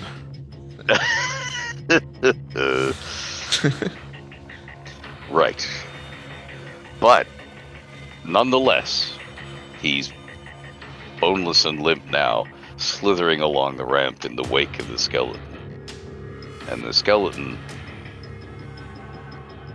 is patting him on the shoulder. He seems to be coming back to life as he's patted. It's almost like the skeleton can do strange things. But meanwhile, you're getting pulled apart by a roper. Because some cad rejected the roper's amorous advances purely for his own sense of Tia, as a paladin of Tia, that my god never would have approved of such. Oh, I don't know. Have you asked the one-armed god of justice what he would have done? Well, no, but I asked myself, and I made that decision alone. I know Tia would want me to be happy. and not want to force me into a relationship that I did not want to enter. Yes. Yes, I can see why that would be the logical decision you would make. And I can see Tyr supporting you in this. So yes, I can find no fault with your position. The Roper, however, has never heard of Tyr, or Paladin's oaths, or common decency. It just wanted a mate, and it thought it had found one. And by the way, it doesn't look like armor anymore. It looks just like a Roper again. I have a couple of friends who are exactly like that. They can relate to that. Yeah. Okay. Okay. I see. Okay. Would anyone else like to do anything to the Roper or anything else this round? Please. I would. I'll try to cast Shatter on the Roper to see if it'll let go of our rogue friend. Okay. So you have to roll a Constitution saving throw, DC 14. Mm-hmm.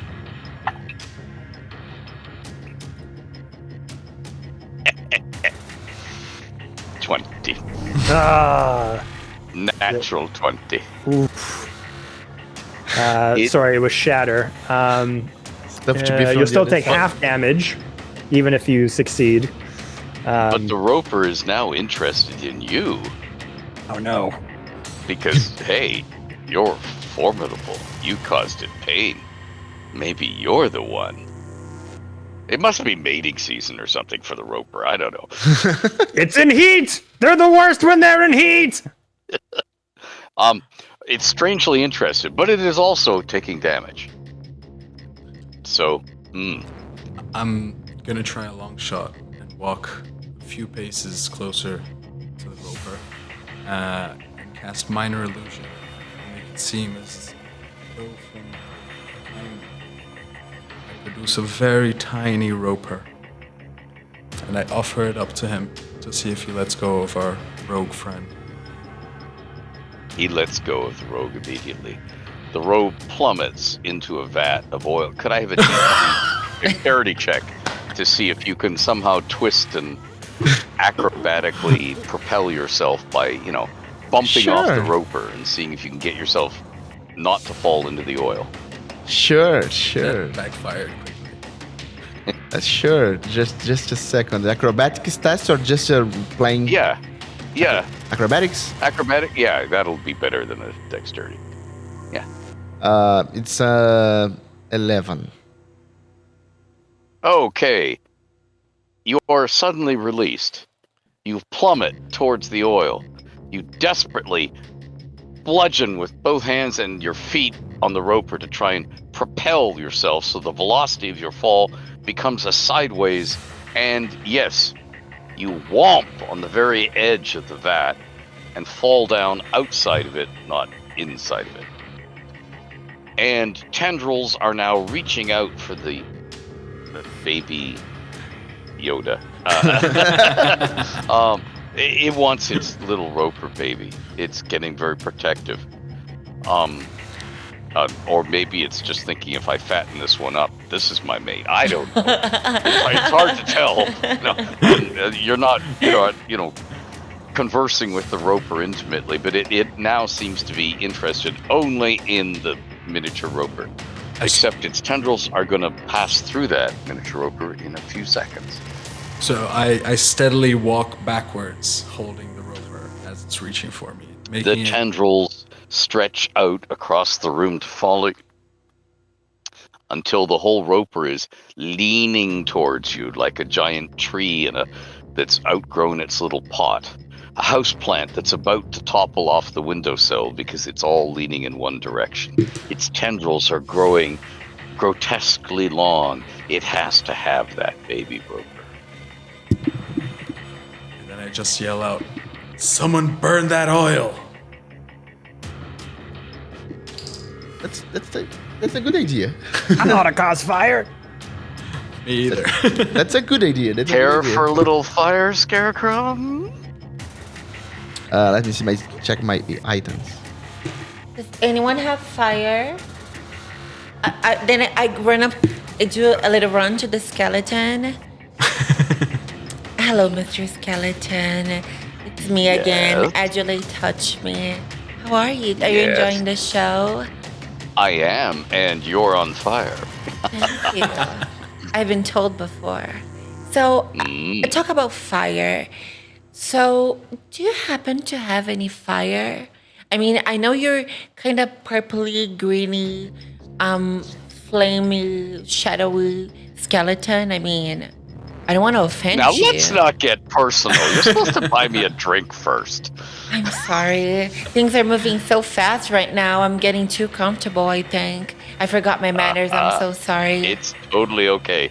And a single finger, no, not that one, this one. Okay. Yes. Extends upwards towards you, and flame sprouts from its tip. A little jet of flame. And he goes, here you go. You want it? I grab a cigarette and then I light it. You have a of course you do. I do. Yes, of course. Okay. I start to looking for. Oh yes, right. I have this. So, okay. Hey guys. So the skeleton guy has fire. Well, and the skeleton guy waves at you all. Toss your cigarette in the vat already! And I toss the cigarette. Yeah. When you all regain consciousness, no. Okay, you toss your cigarette in the vat. It goes out. Oh. Damn. And then there is this tumultuous explosion straight upwards. That vat looks like it's made of old wood, but there's something really powerful about it because it channels the force of the explosion directly upwards. The roper becomes roper puree, except for the ends of 2 or 3 of the tendrils that sort of fall boom, boom, boom, boom to the floor. The rest of the roper vanishes along with a cylinder of the ceiling, just vaporized. And then that bit of the warehouse that's above that, and all of the tons and tons of barrels full of oil and fish, cease to defy gravity and come back down through the hole, tumbling amidst the conflagration. Would any of you like to do anything in the few seconds you have to... Of the place collapsing? Yeah. And filling with fish, oil, and flame. Flaming oil and fish. I know where's the door, but I can reach it in time, right? You can't. You're the wrong side of the vat. The gentleman who is still holding the conjured illusion of a miniature roper, his shoulders are almost against that door. Just saying. I push back. Oh. If I'm looking at the map, so you're talking about the door bottom right? Yeah, there's only one door in this room. Yeah. And we came through the ramp, though. Yeah, beside we it. Came down the ramp. Okay. So, am I in between the vat and the table there on the right, or am I on the other side as well? Oh no, you're between that and the table. You're the right side for the door. Okay. So I could I could try to dash for the door. Oh yeah. But the only person that's in the Touch Me has come down the ramp and is sort of mid-room, but can go the right way. Okay. The only person who's on the wrong side of the vat, except the vat is really not a vat anymore. On the wrong side of the crater, from that door, is the thief. Everybody else can make a dash, One of you, if they want to drop the illusion of the miniature roper, can like literally spin around on one foot and try and yank the door open. It has a giant pull ring on it. That's exactly. Where a normal modern door would probably have a handle down one edge, a doorknob. This one has a pull ring. Perfect. I try to. Oh, sorry. Go. I try to swing open the door and get out of the way. If I have to do an acrobatics check or something. Are you swinging open the door and staying in the room and getting out of the way? No, getting out of the way on the other side of the door. Oh, through the door. Through the door. Swing open the door and plunge through it. Got it. Okay. Okay. Could I have a acrobatics check? Yes, indeed. Okay, let's call this 18. Okay. Could I also have a dexterity check? Are we next to each other? 8. Okay, Close the door. so acrobatically, you yank open the door in one direction and ricochet. Sorry, I did my camera in with that wild acrobatics. It's not up to these technological things. And you fling yourself in the opposite direction because you are an adventurer. But because you didn't ace the dexterity, the large pool of human blood on the floor just inside the door, in the new area, the darkened new area you are now entering, you fail to miss it. I mean, it's probably 4 by 8, 4 feet by 8 feet. It's probably only a few inches deep, assuming that it isn't covering a bottomless pit. It's probably just like a puddle on the floor. But that much blood, if it came from one person, that's somebody's lifeblood. That's almost all their blood. So you fail to miss it, which means you go skidding through it. Nice bloodbath. Yeah. Yes. Exactly. You don't fall over or anything. It's just that you are now. You've left a trail, and you'll be leaving a trail for a little bit longer. Right. What would anybody else like to do? Because this is all happening so quickly that while he's yanked the door open and it's gone skating in the blood, what are the rest of you doing? I guess I'll try to gather the other two to be like, we gotta get out of here, let's go. And then I'll go, like, look over at the rogue and be like, come on, man, hop to it, get over here. And I'll give him inspiration to try to make the jump to meet us. Thank you. You're so kind. D6. So I'm gonna try to run to my friends, to my board friends. I'm not a stuntman as you, but I'm do my best. I'm gonna try to run, get my distance. Lift with your knees, jump with your legs, come on. Can I add something to that? Sure. So, knowing that the rogue is the farthest away, I'm going to cast Bless on him, and then dash towards the door. If Right. you allow. Yep, I do allow. Okay. Yeah, that's perfectly fine. You're a friend. Now, you're your living by bless will probably also catch touch me Great. Perfect. in the field of fire. Okay. Okay. Even better. Well, So feeling. that gives you an additional D4 for your Yeah. attack rolls and saving throws. Okay, amazing. So I see that he casted his bless, and then when I'm gonna try to do something because I'm a little bit far from the door, right?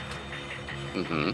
So I'm gonna try to take a jump because I want to take a jump and twirl when I jump. So when I'm sort of like Bella Negra, when she twirls and then it goes her hair in the clothes so gracefully. When I do this, I just wanna, blow a kiss to the paladin and say, and then I go and I wanna jump, I wanna stop on top of the warrior. Cause I don't wanna, I just don't wanna dirty my shoes with blood, fish oil. You're gonna surf on me? Yes. Gracefully. I want to step on him and then walk. Lovely. Okay. D20 roll. for the to see if you stick the landing or if he gets lucky. Another acrobatics, athletics. Yeah, just a D20 roll. Okay. Just roll a D20. Touch me, roll a D20.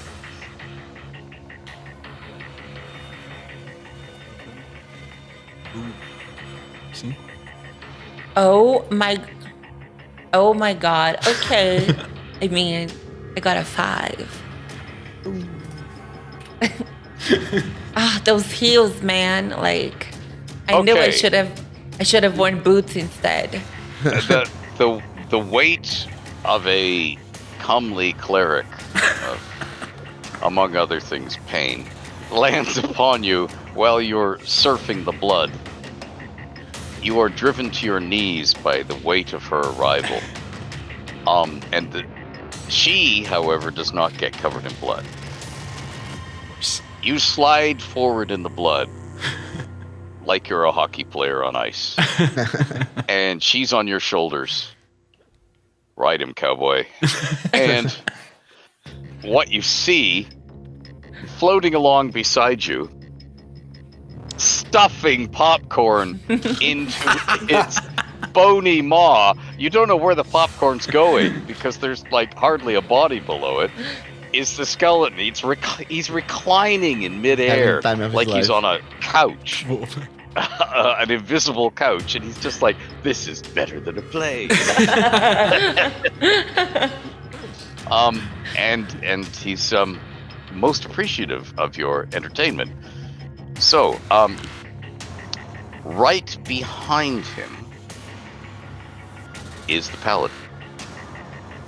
Like, right hard on your heels, because the paladin can move. And then there's the thief. Aha. So it looks like none of you are going to be buried in oily fish that's on fire.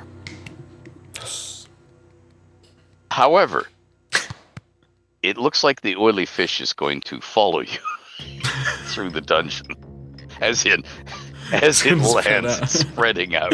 There's this wall of burning oil with fish in it. The smell is delightful.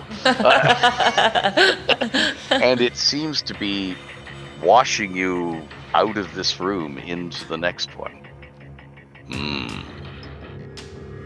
Tough. You dead. And you notice something.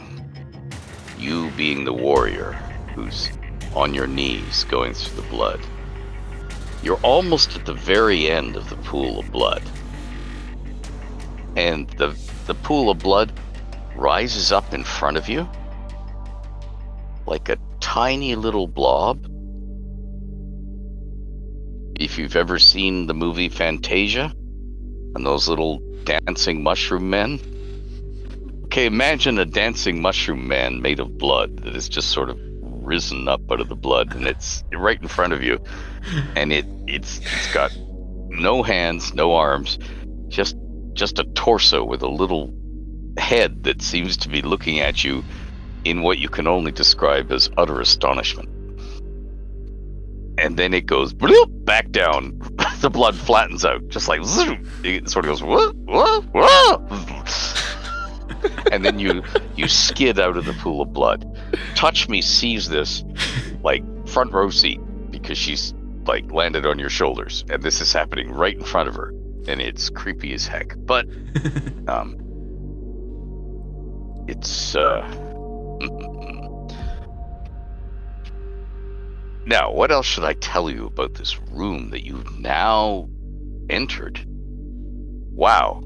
Okay. This is a 30-foot square room. It opens away to the left from the door you just snatched open. The ceiling is 30 feet up. In the center of the room, the exact center of the room, is a 10-foot square and 10-foot high stone cube. Can't see anything else in the room at the moment, because the elf who can see magically in the darkness isn't there yet. Oh. The room was still and silent, I'm an elf, room. actually. I'm an Yes, elf. you are. Yes. Yeah. But I mean, all you can see so far is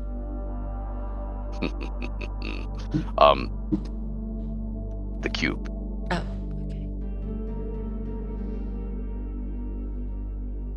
You get the feeling it's not a cube.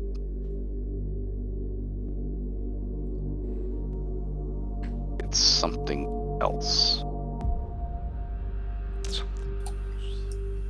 I poke Gelatinous? I poke the bard and the paladin and look at the warrior. Are you okay, honey? I walk round to the other side of the cube. Just to investigate. As you're walking around the cube, you hear a sort of noise as if a rusty metal's grating as it's opened. And as you're walking around, you see that this metal it's not really a cube. One side of it was iron bars. It was like a cage. The side facing away from the door. Facing to In me. front. Yeah. The cage was actually facing, the open part of the cage was facing a trap door in the floor. However, now that the cage is open, well, there's a gigantic shark. Except that it's The what? swimming in air. It's Gigantic shark swimming. Cave there. shark. Classic cave shark. A shark? Above us? Well, no, it's just come out the door of the cage, and it's looking right at the warrior, and it looks pissed off. It's like, hey, I was minding my own business here. I was just drifting along in torpor, and suddenly there are noisy intruders in my home. Can I sort of slink in between them and just go, hey, fish are our friend, not food. You do in fact accomplish that, and the shark gives you this look like, what by all the gods is this? What was just said to me? What We, does it all mean? I know, it doesn't make much sense. We were hired to set you free. We're here to break you out. The shark looks up towards the ceiling as if for guidance. Or maybe, the shark is religious and it's going, now what? But it looks up at the ceiling briefly, and then it opens its jaws and obligingly glides towards you. Its jaws open wide enough that it can probably engulf you. And the breath is terrible. There are gobbets of recently chomped on flesh dangling from the fangs. It's definitely not a friendly advance. Is this a large or very large shark? It is 3 times as long as you are. For me, it's a very large. Because I'm a gnome. You're it a is gnome? 5 times as long what? as you are. Exactly. You're a gnome? Oh my god, okay. It was dark in here. Well, I Couldn't guess see if you it's so trying small. to eat me, I'm gonna react. So Nobody knows the trouble. I'll cast Thunderwave at it from me. Woo! All right. Need a con save DC 14. Mm-hmm. Wow, you did a good job with this one. Your thunder wave rolls out, and the shark gets driven upwards and backwards, so it arches its back over the open cage door. Its snout hits the ceiling, its tail flaps in your face, and it is driven over the cage door by your thunder wave. The open cage door is now between you and it. Now, that's not trapping it. It can just swim around the cube and sneak up on you from behind. But it's going to have to take the time to do that. And there is, of course, a defender in its way, to wit, the thief. Oh gosh. Oh gosh. He's coming my direction. Is that? Yeah. Blast is over towards you. Do something about it. I'm all covered on fish, and there's a flying shark coming in my direction, right? Dinner. All right, I'm gonna grab my sword, my little sword, my. It's not a sword. It's a dagger. Is that what we're calling it now? Who am I trying to foolish? Who am I trying to foolish? It's a dagger. I got my dagger. I see that monster coming towards my direction. I try to, position myself and try to sushi it. Okay.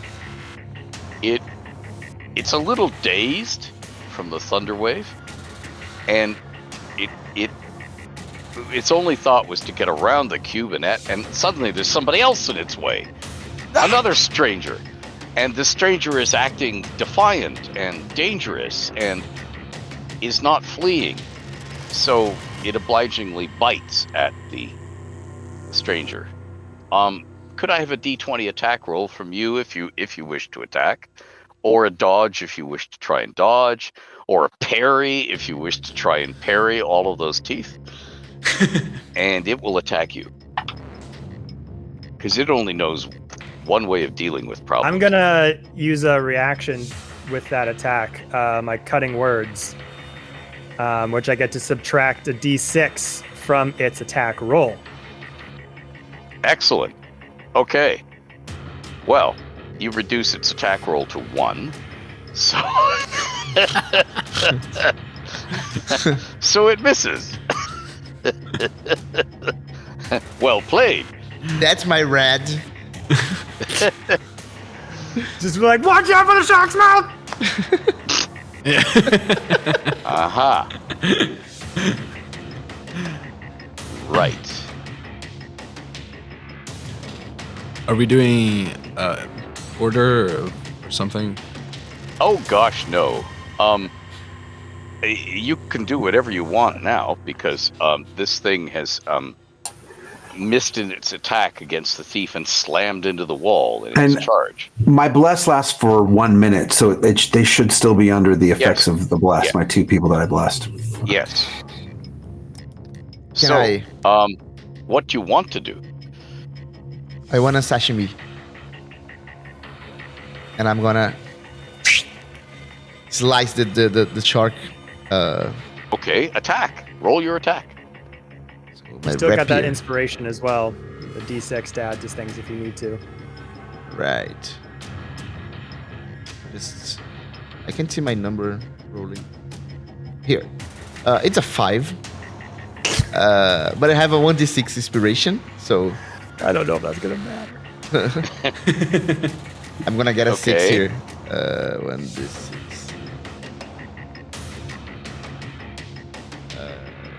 Oh no, sorry, it's not a 5. It was a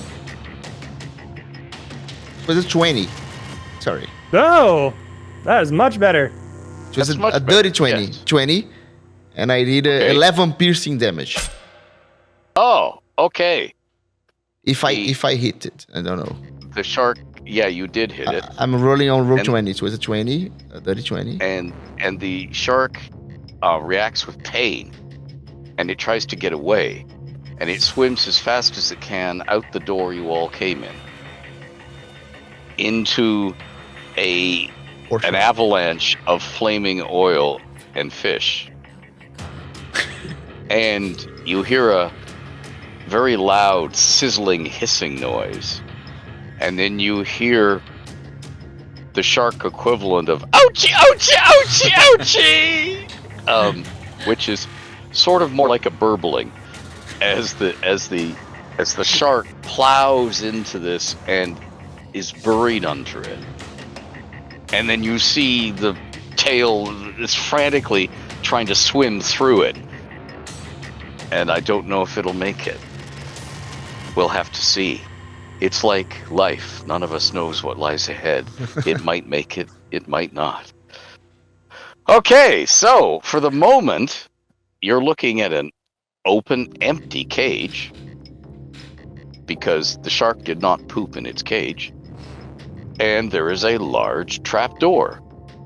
And by that large, I mean 6 foot square flagstone, a single flagstone with a huge iron pull ring set in its center.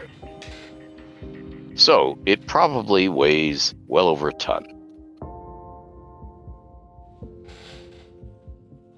I guess we can all try to lift this together. I can't hear. Okay. Let's do it, Red. Why not? Okay. Could I have some strengths? Just yellow what your strength is? I can't All right, If hear. it's rolling. not, it's not too personal. Ooh, 7. 12. 19. Okay, who else? 16. Oh, no, I'm not touching this. I'm gonna break a nail. You guys have fun. You guys have fun. 16. Ooh. Okay. You can lift this. Oh, gods, is it heavy? But you can lift it right up. Which direction do you want to stagger it into? Probably. I guess just far enough to the right to see what's underneath, if anything. Okay. You lift this flagstone to the right, and you see that it was sitting in a 6 foot square socket in the floor. But under that socket was a 4 foot diameter circular shaft lined with smooth fieldstone blocks. So your big flagstone was resting on all 4 corners of an overlap or lip. And this shaft drops down into the darkness.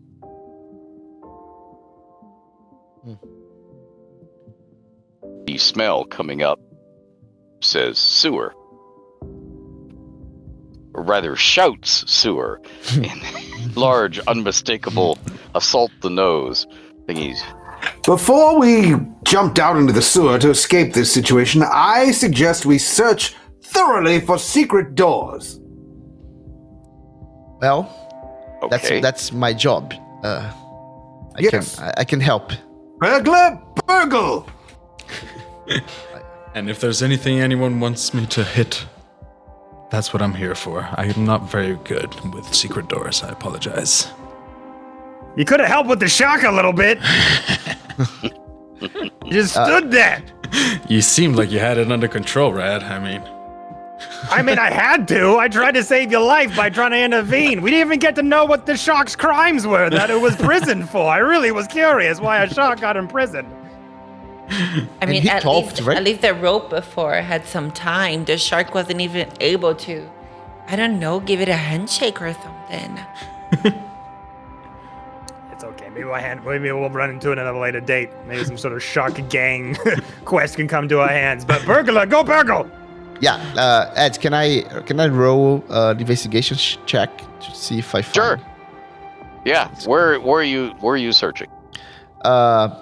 I got a 10, but I'm looking for potential lost items or lost accesses or traps on any door, anything that calls my attention. Just Well, superficially to see if I find something that calls my attention. here's the thing. That pool of blood seems to be fleeing across the chamber by itself, like a little blob.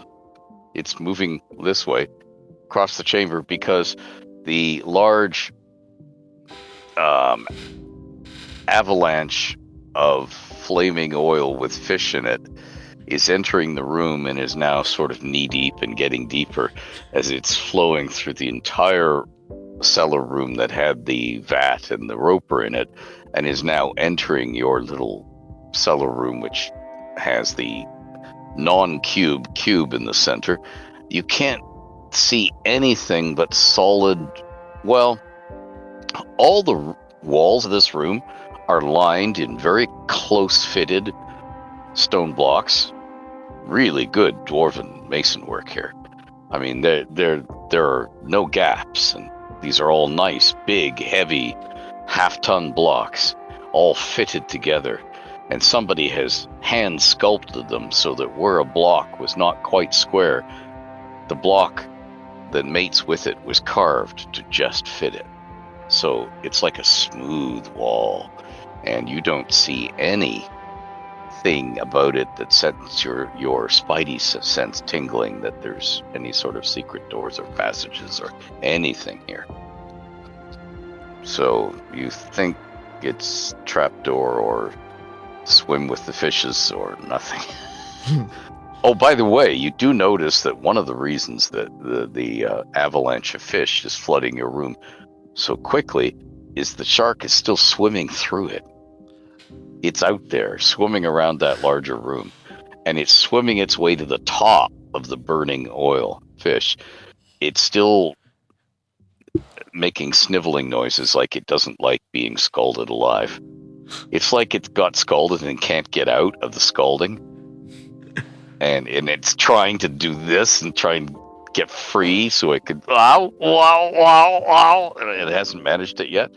But all of its thrashing is sending rippling waves of burning oil with fish in them.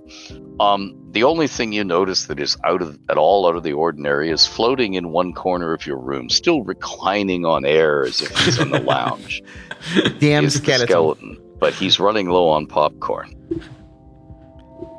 I thought I was having a bad day, but this shark, man, this guy is having a rough afternoon. The shark is having a better day than the roper had. Yeah. The roper got all excited.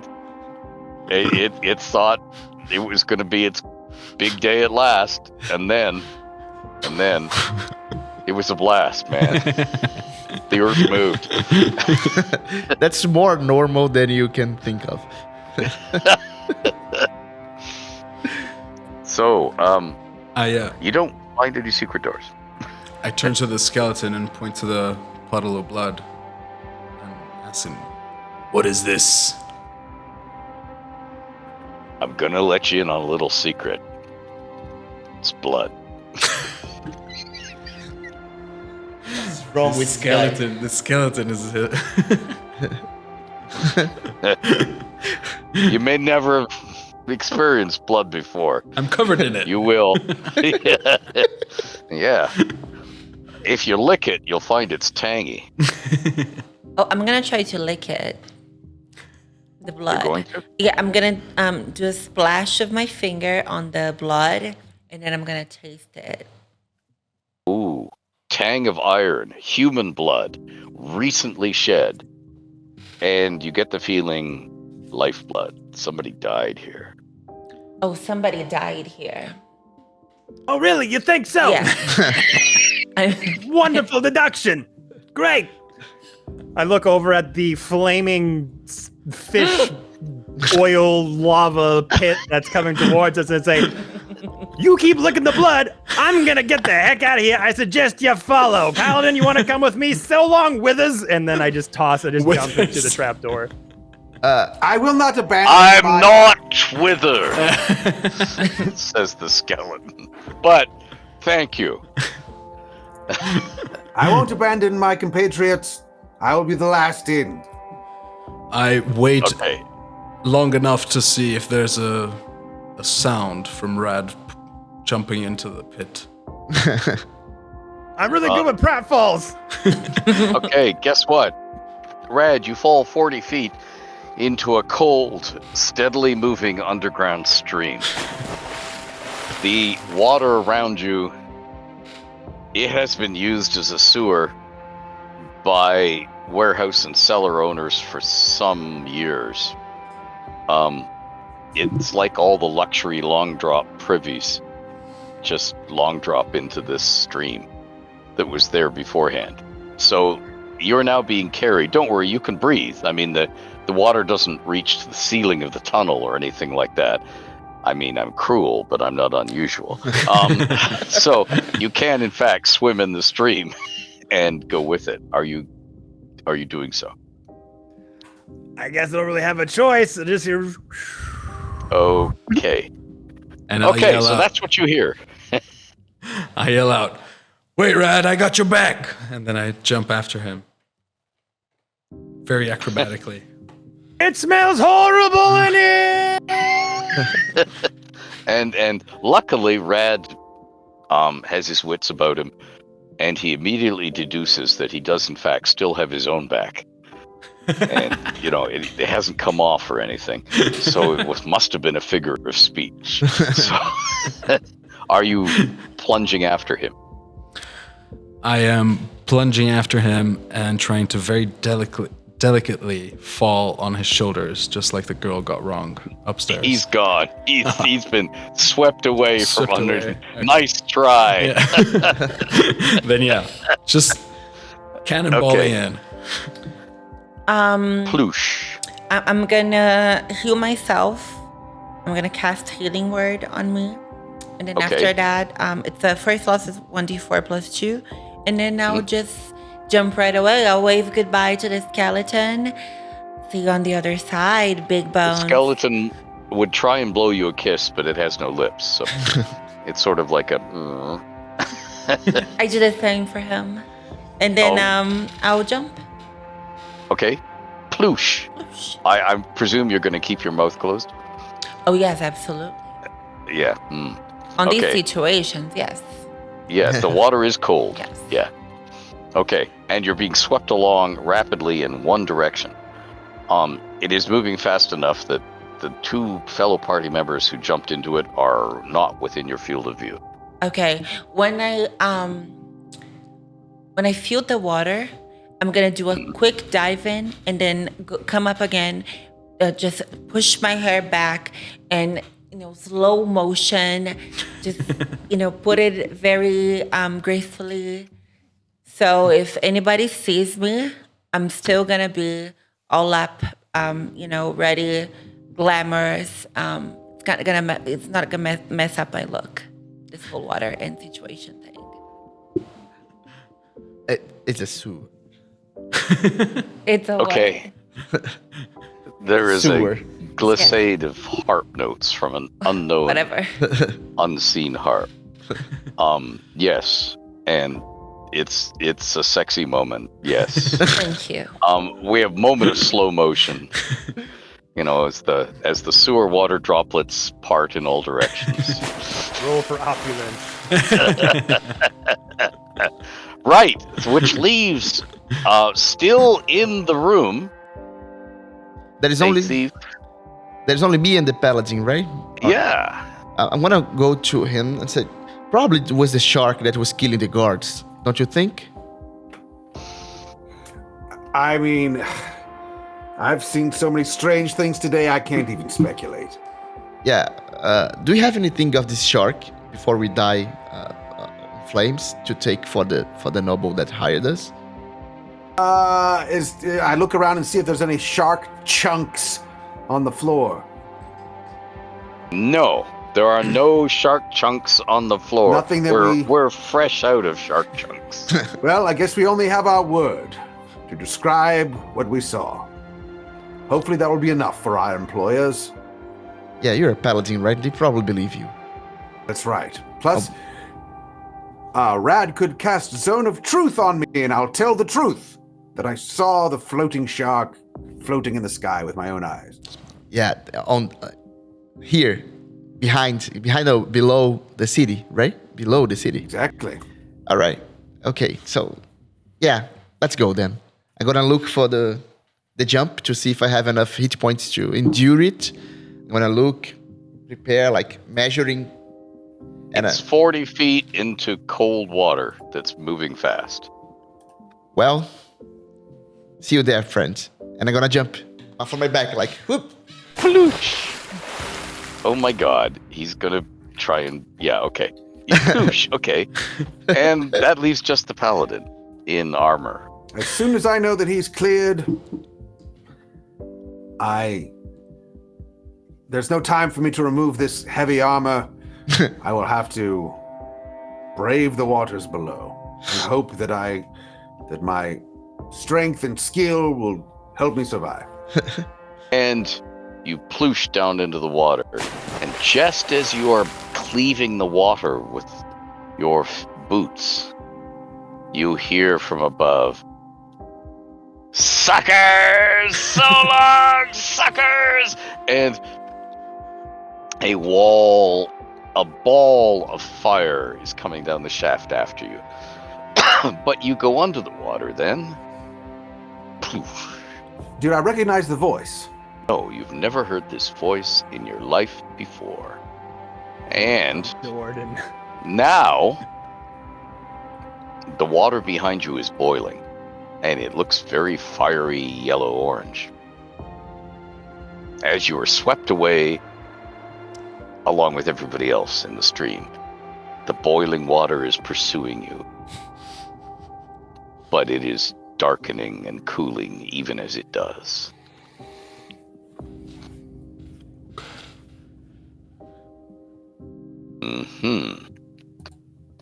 Now, you find yourselves being swept along a natural tunnel, rough walls. It's gently curving to the left.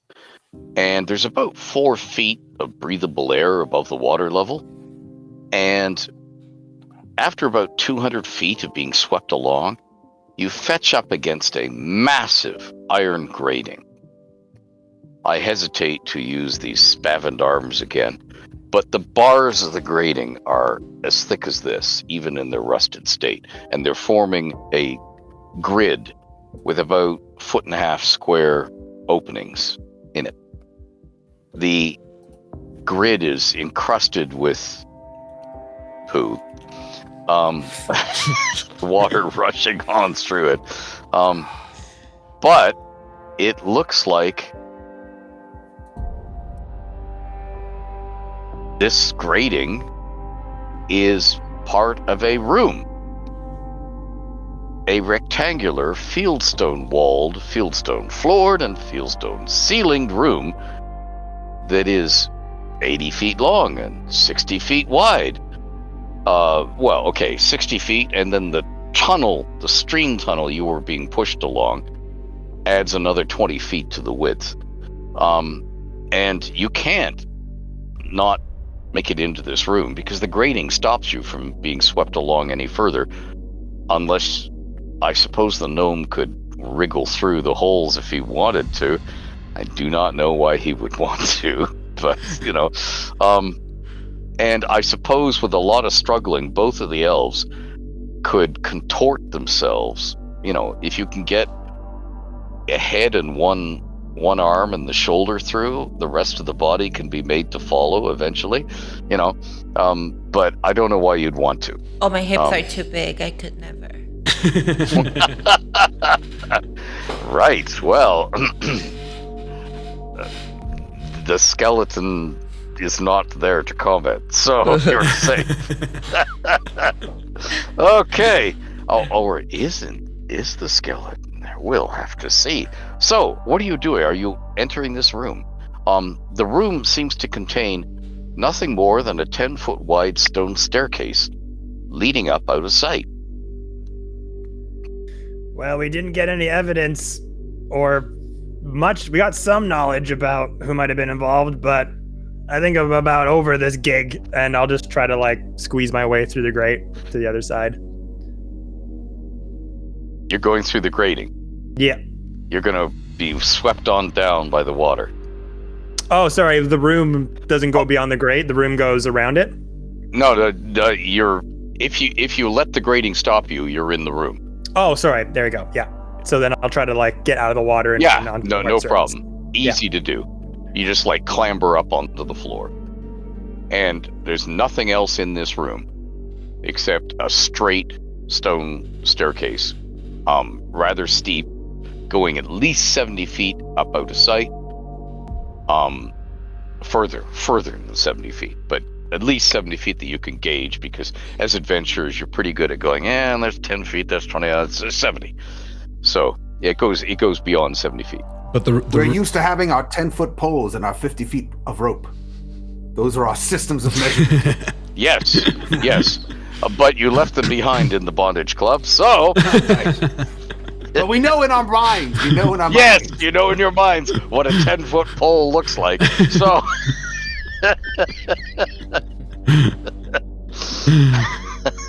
okay. So are you all getting out of the water? Yeah. I get out of the water. I just wanted to ask: is the room lit enough so we can see the end of it? Or no? Oh yeah. It's 80 feet long, 60 feet wide. It is like the bottom of the staircase. It's like a room. It has no other doors. The stream flows into it at one side, along one wall, and out of it. And the wall you came in is just like an archway. Yeah. And the wall you went out is an archway filled with this grating. As I have a very thin body as an elf, I'm gonna see if my buddy Paladin needs help to get out of the water with a heavy armor that he's using, because I don't want to see him drowning on shit and water. So is he okay to get out of the water? Because he waited for me, so I'm gonna wait for him. I would say he wouldn't have any problems because he can literally climb the grating like it's a staircase and go sideways on it same way. Yeah. Okay. Because the bars are that heavy, that massive, and that close together, you can literally use it like a sideways staircase, you know. Yeah, no problem. Okay, so I'm gonna And follow. The water is pushing you against the grating, so yeah. I'm gonna follow my friend Bard, the Red the Bard, and see what we can find going upstairs. Rad, are you leading the way? Looks like it. Wait, I Okay. followed Red too. Yeah. Okay. Anybody looking back? I will go last and guard the rear. And Okay. watch from behind. And you see the skeleton sitting in midair. He's sitting with his legs crossed like he's sitting on a chair, but there's no chair there. He's just sitting in midair. He's found himself from somewhere another bag of popcorn. And he's eating popcorn and watching you all climb the stair. He seems vastly entertained. You know you could help us. It seems like you have this ability to teleport everywhere and just watch us, and I mean, you could help us along the way, you know. I couldn't I? But I won't. I help in other ways.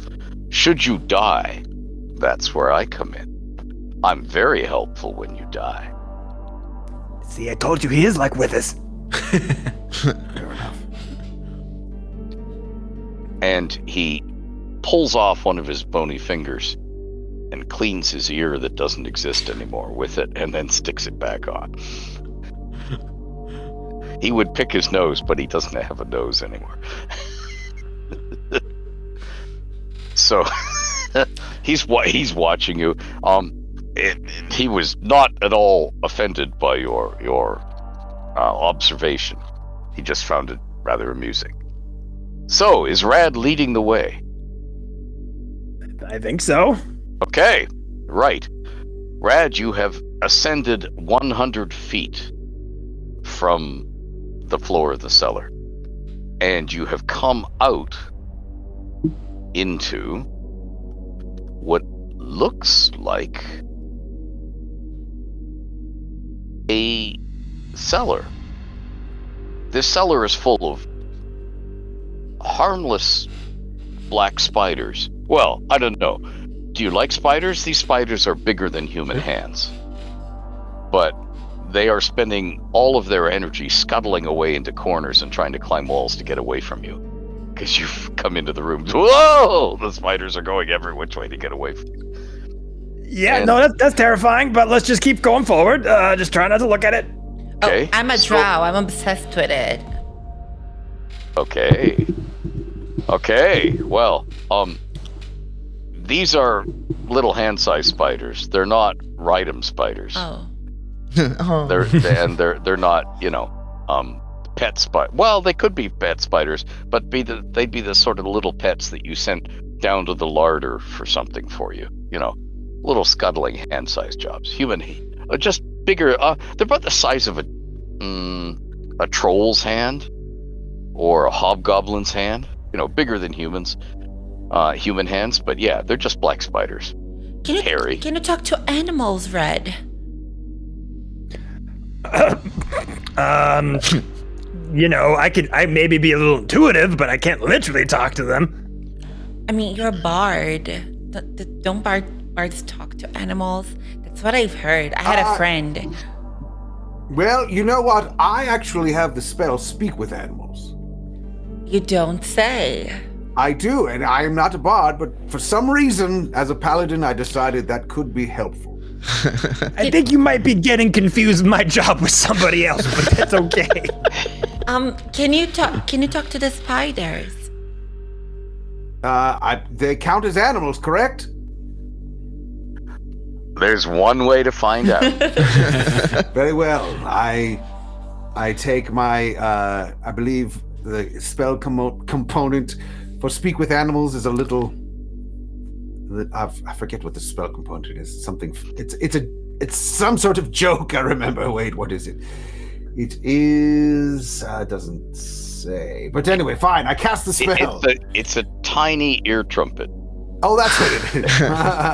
Made of animal bone. So I attempt to speak with the spiders. Greetings, 8-legged friends.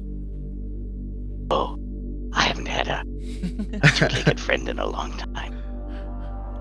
Well, you have one today. Good? Does he taste good? I don't know. You'd have to taste him to find out. Do you taste good? No. You don't eat your friends. Yeah, but we nibble on him a little. Yeah. Oh, you gotta buy him a drink first. Oh, yeah, okay. Right. Common theme. Tell me, what are the comings and goings of this area? What have you seen? What should we expect here? It's a sewer. What do you expect comes along there? Well, you see, this is the old lady's cellar, and she has a lot of stuff here, and we sort of feed on what comes down.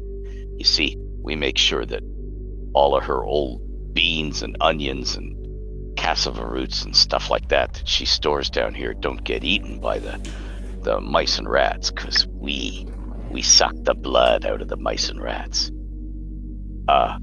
You wouldn't happen to want to carry away about 60 desiccated rats, would you? They're sort of piling up over here. No.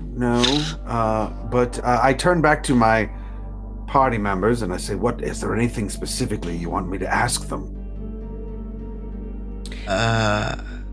Actually, I didn't thought you were able to do it, so I'm just very amused. I don't know if everyone else has a question, but I'm having the time of my life here. Maybe you can tell them how we can get out of here, or I don't know, maybe they know who's been killing the guards. Spiders hang out in all kinds of areas. Yeah, I mean, first of all, okay, if we're in the cellar, I'm assuming there's a way out, there's a way up. Could you show us that? You see that stair there? He is a paladin. They're not too bright. You see that stair there? That's a staircase. You use them to go up. Well, they're spiders. They're spiders. The little legs They're of the very- spider, all hairy, and there's a stair here. One of the legs. nothing. Have you seen no other two-legged people down here besides us? Has anyone passed through? Oh, yes, the old lady. This is her cellar. She comes and goes all the time. That's it. She empties her chamber. She climbs the stair. That's her exercise. She takes her chamber pot all the way down the stairs, and she rinses it out in the sewer, and then she climbs back up again. Every day. We keep her company. She talks to us. She's weird. Sir Glormagill, would you ask them what the last thing they ate that wasn't an animal was? What is the last thing you ate that wasn't a rat or a mouse or anything else? Well, yes. There was a human hand. A human hand, you say? Yes. You know that saying, you give somebody a hand in life? Well, somebody took it literally. Hey, at least you were the benefit of it. It's not as bad as get ahead in the world. Or maybe not as good in your case. What tastes better, head or hand? Eating on head. Right, You know, lots of juicy eyeballs, and then you go through the brain, and it's sort of like pasta, you know. It's been a while since we've had good pasta. It's cold.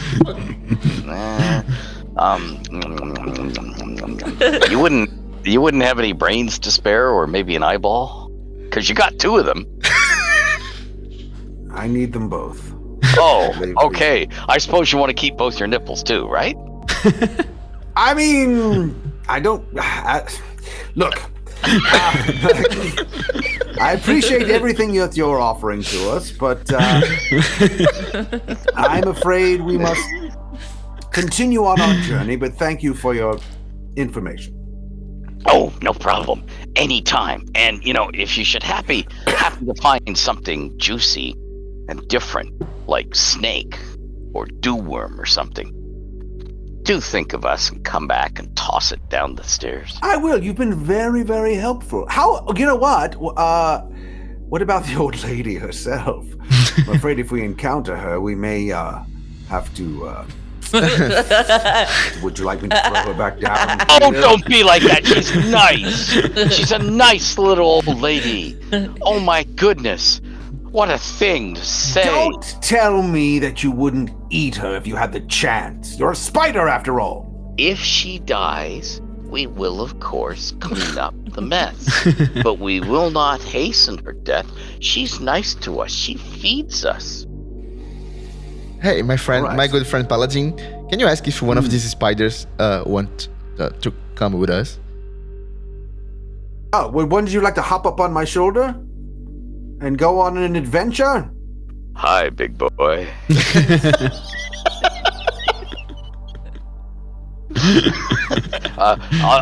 It seems like that's a yes.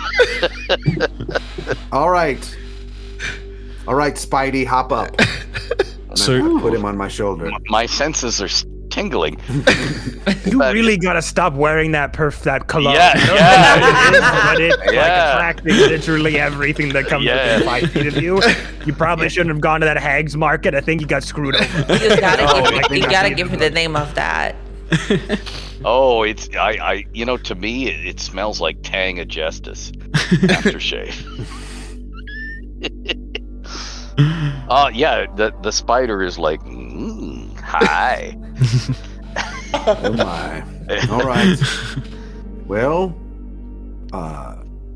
let's go up the stairs then, everyone. Sir Glormagil, if I could get you to tell them that if any of them have an appetite for shark or fish, they should be well served downstairs.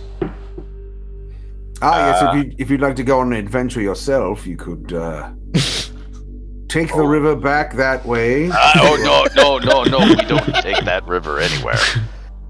But yes, so if we go back to that would be the warehouse cellars. Mhm. Okay, okay. You mean you're saying there's lots to eat there? Yes, quite a bit now. Oh, we'll organize an expedition. And then you hear the spider rushing off to the other spiders. I'm going on an adventure! Okay.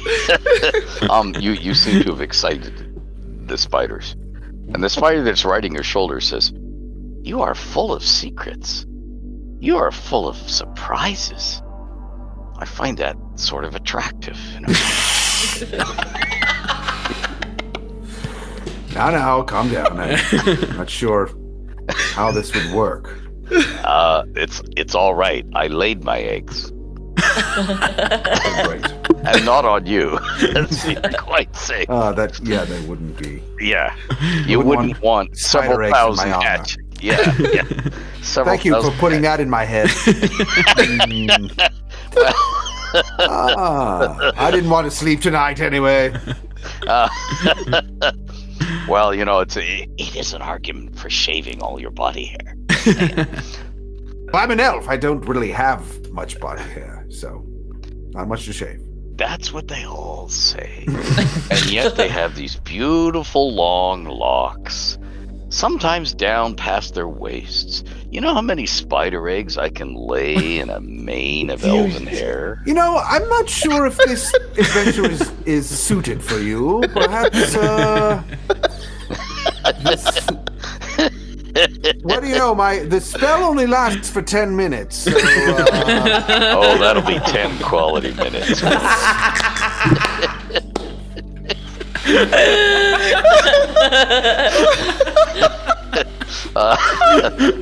The spider has moved around to the collar of your armor right at the nape of your neck. It doesn't want to get swatted off the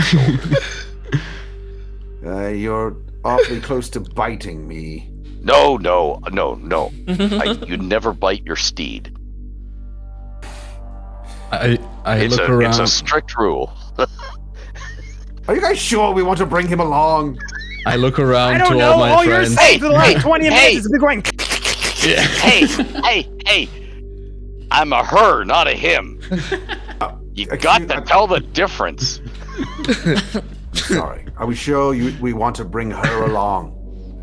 Don't you know what a spinneret looks like when it's waved in front of you? I mean, we don't know what is she saying. What is she saying? What's her name? What's her favorite color? Does she prefer silk or satin? I convey all of this to the I spin the silk. party. I spin silk. So All right, silk I'm is just gonna start walking up the stairs past everybody. This is starting to get weird. I'm going with Rad. If I die, I die. I don't know if I can have any more of this horny spider sex talk. I just gotta get out of here. I gently grab the spider and I say, "My love, I'm afraid I must leave you here, but I will always cherish the time that we had together." Well, thank you. That's the right gentlemanly thing to say.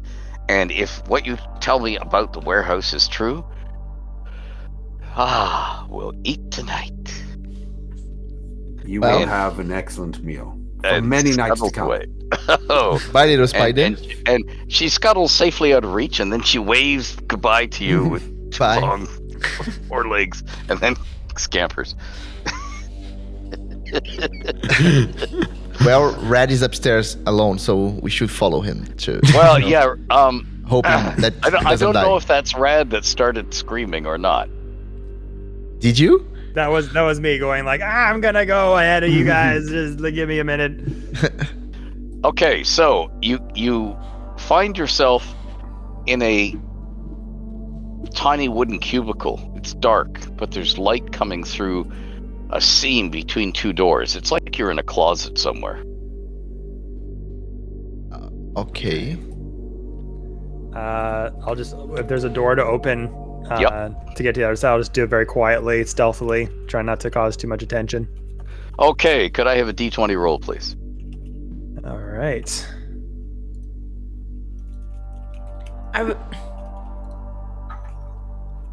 Are we near him?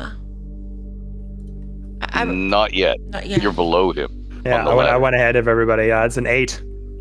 Okay, so the wooden spoon that goes whack, whack, whack at the closet thing misses your fingers and your nose. And you smell a wonderful smell, and you see what's flying in gobbets off the wooden spoon. Somebody was stirring a pork and black bean stew over a hearth, and just hit you with the spoon, or hit at the door as it was opening. Probably because you made enough noise in yelling and going up the stairs that the owner of the spoon knew that there was someone coming up her cellar stairs, and and she says, "Who is it?" I'm sorry. My name's Rad. I got lost. Me and my friends got lost in the sewers downstairs, and we were just trying to find a way out. Sorry to disturb you. I didn't mean to ruin your dinner. It smells delicious. Come out where I can see you, and don't try anything funny. I got a pot right where I can bean you with it. It's okay. People tell me I'm not funny all the time, even though I try to be. All right, it's all good. And I just start hands up, like slowly start to walk out. Okay, so you walk out with your hands up and the double doors part from your forearms, and there is she's probably around 70, slightly stooped, old woman, middling height. Look, and I just gotta say this outright right now. There's been a lot of weird sex stuff today, and I'm just gonna say out loud, I'm not into it. I want to be into it. I'm not here to do anything weird. I just want to get out and just get on with my day. And she's holding up a cast iron pot like a weapon, and she's saying, "Well, that's the strangest proposal I've had in a while." He didn't even offer to buy me a drink. No, I wasn't proposing. I was saying no to all of it. I was just trying. Oh, God damn it, this day won't end. Are you hungry? You seem rather agitated. Yes, I just swam through a river of shit, literally. That's okay. That's just called living in the city. You get used to it. Yeah, I guess so. Would you like some pork and black bean stew? Oh my God, that would be amazing. Sit down. Ugh. Now, you said you had others with you. What others? How many of them? Can I roll an insight check to see if this Please. is, like, devious in any sort of way? Please. Go ahead. All right. Oh, damn. 19 plus 5, 24. Okay. Guess what? You think this woman is genuine. She's lonely. She's old. She has some hidden talent she hasn't told you about yet. No, not like that. Don't worry. and she's genuinely offering you pork and black bean stew that she was going to eat herself. And she was in the middle of stirring it, so unless you don't like her choice of seasoning, she hasn't had time to poison it. Yeah, no, I just come down and take the food, very hungry, welcoming, and just be like, yeah, I got some friends downstairs. There's like about 4 of them. All right, invite them up. Hey everyone, it's okay. There's the lovely lady's making some beef stew. Come on up. So, were you having fun storming the castle then? What brings you to the sewers? Or is it a secret mission? Perhaps a secret. I'm not even sure if it's a secret, but I don't even think what happened to us today anyone would believe anyway. So, well, yeah, they should believe. There's been a shit monster that tried to kill us. There was a floating shark that was jailed and might have been a gangster. We don't know. And then there was a porn star who got murdered and had a small knife. And then there were some gods that tried to sneak off us and some fart gas that came out of nowhere that made everyone on ketamine. It's been a weird day, all right? Oh, you were in the warehouse. Oh, so that rings a bell, yeah. You forgot to mention the teleporting skeleton that could raise the dead? That's right, teleporting skeleton that loved popcorn, never ended, and then a very horny spider that you keep in your basement that might be running some sort of ring, I don't know. It's not my horny spider. And they're very useful. They clean up they keep the rats down. And it's very, when you're an old lady like me, you don't want rats. It's bad enough having Crawlthor here hanging around the place. And that's when you realize the skeleton has materialized right behind her. And he's holding out an empty bowl and a spoon. And she goes, all right. And begins ladling the stew into his bowl. He says, I still don't know where you put it. And the skeleton gives her a smile, because skeletons are never not smiling, and looks down at the bowl and smiles at her and begins ladling it into his mouth. And you can't see where it's going. It seems to be vanishing. Are the rest of you coming up into the cellar? Yes. So, Can I ask one thing, old lady? yeah. The spiders mentioned that they were eating some hands and heads and things like that. Have you met some guards from the warehouse? Maybe by accident you just killed them. No, I don't kill guards. They go through guards there like you wouldn't believe, though. And okay, I'm an old widow. I have to earn a living. And then she points at her body and she says, and I'm a little past earning it the way I used to earn it. So, here's what I do. Tell me. I make you disguises and I sell you disguises. I'm really good with needle and thread. I got a big collection upstairs. You want to come out of here looking like kings? You want to come out of here looking like beggars? You want to come out of here looking like a city guard? I got all the stuff. And I sell it and I rent it. And as a sideline, I make things disappear. I just carry them down the stairs and dump them into the street. And there's quite a pile of stuff down there piling up against the grating. One of these days it'll be a problem, but I figure I got about another 3-4 years before the huge pile of rotting corpses gets above the water level. Was any of these subcontractors for your side garbage disposal biz dragonborn named Duskhelm? No. All right. I don't. Duskhelm is not a dragonborn. Duskhelm dabbles in magic. He might be working with the dragonborn. Okay. But I'm a little more worried about the cult of the father. But about the what? The cult of the father. Oh, wait a minute. About the what? Who are you guys and who are you working for? Oh, I'm so sorry. We haven't introduced ourselves. Hi, I'm Touch Me. I'm the priestess of Gaal, goddess of beauty. Oh, it tickles.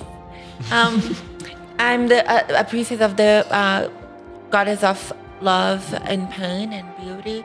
I'm here with my friends. We're doing a mission, a secret mission, if you will, if you're nasty.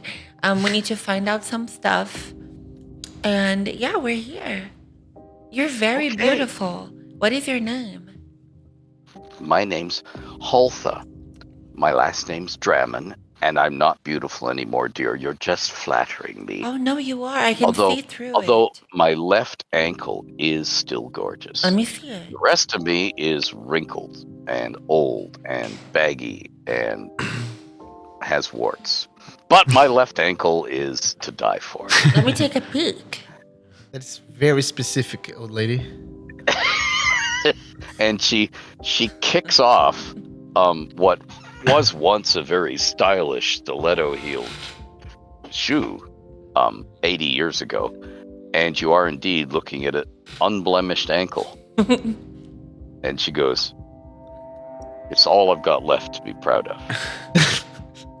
The rest of me, well, you know that thing where they say you got rode hard and put away wet? I didn't get rode hard and put away wet.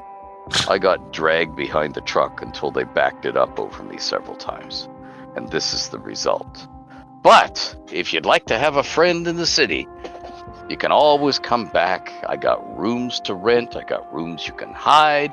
I got disguises if you need them. And if you need to dispose of anything, and you can see your way fit to giving me a copper coin or two for some more ale, I'm your woman. That sounded wrong. Yeah, we'll slide past that just a second. The skeleton friend here you're acquainted with? Yes, that's Krolthor. Krolthor. Yes. You two are friends then? Krolthor is friends with anyone, particularly if they're about to die. I don't know. He looks like kind of sadistic, We were getting, hammered by sharks and monsters and hoppers and all things. And he was just... Here's the thing. Krolthor was a human sorcerer. He tried to become a lich. Hasn't worked so far. Maybe he'll become a lich someday. Something went wrong. He will probably not be pleased, and she turns and looks at him, if I intimate to you or even hint that he screwed up. So perhaps the gods bedeviled his attempts. But anyway, he's now his own self, an undead like any other, but he's trying to become a lich or something greater. So, you see, if you come to death's door, he's got a sarcophagus he sleeps in. It's magical. So I've heard. He can heal you completely, as if nothing ever happened. And he wants to befriend you. And once he has a bunch of friends, he will send them on go get me this rare magical ingredient expeditions all over Ossetti. He's trying to acquire a merry band of undercover people who will work with him. As to his motives, he's standing right here. Why don't you ask him? And the skeleton smiles at you and says, my motives are only the purest. How would you like to have an adventuring patron who could bring you back from the brink of death over and over and over again? I assure you, and he points directly at the paladin, my motives are selfish, but otherwise pure. Just because I'm purely selfish? You saw through me. I love that in a man. Okay. Yes, I'm selfish but pure. I am not evil. I'm not evil. Does healing others somehow empower you in some way? Yes, it does, because I did something bad and a god put a curse on me, and every time I help someone else, I get a little closer to expiating the curse. But in the meantime, humans are so entertaining. I watch them screw up and pratfall every day. I can say you were pretty amused watching us get screwed under the basement here. Yes, but you guys, I can't hang around with you guys too much longer. You're costing me too much in popcorn. Yeah, we are very entertainers, I think. So you said you had a mission. You said you had a mission, right? Yes. And what is that? We have to get paid by some nobles, and we have to convince them that we killed a shark and a robber and some guards. So. Oh, I can talk to Marlgast for you. Yes. My advice to you would be just quietly slip away. Is it worth 300 gold pieces each to go back into that shark's jaws? I hate to admit you're right, but he may be. And although I agreed to do this job, I will pray to Tia and see what Tia has to say. That's always a wise thing to do. Pray to the gods, and then selfishly interpret everything they say in the light you want it to be to justify whatever you're going to do anyway. That's how it works, right? I mean, I don't know about you all, but like 300 coin each is like pennies compared to the insured life insurance scams that we could run with fake withers here. I mean, we could go in on insurance plans, mark up the interest rates, pass along, collect the money, get brought back to life, rinse and repeat. I mean, we're gonna be rich. That, sir, is a bridge too far. Hey, you could build up lots of temples to Tia with that money. We can go on noble adventures together with our friend to keep us alive. Don't tithe 10% to the Temple of Tia. Sure. But we don't have to run scams. Sure, my friend Paladin. Scams is such a harsh word. The right way to look at it is, like any priest, correct me if you're clergy, I do not wish to offend, your idea is to let people see the world in a way that makes them think they're doing the right thing. It doesn't matter what they're actually doing. You convince them that they're doing the right thing for the right reasons and are making their God happy. So all we need to do is convince the paladin here that whatever we're doing is okay with Tyr, and then we can do anything we want. That's how it works.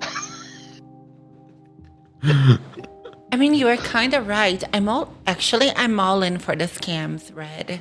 You can count on me. I mean, my goddess is fine as long as we're making love. How about this, my buddy? What if the people we're scamming are evil? What if there's like some evil corporation out there that's selling fraudulent life insurance claims, and all we're doing is just playing them at their own game? And what if I agree for each mission to donate a magic item to the Temple of Tyr? Eh? So my no friend, matter Very what, well. Very No well. matter- As long as they're evil, and as long as you donate a magical item to the Temple of Tyr, I'll begrudgingly go along for a while until I start my I own love clock. a paladin who has courage of convictions, who is steadfast in his faith. I'll go along for a while. That's all we can ask a flawed human to do.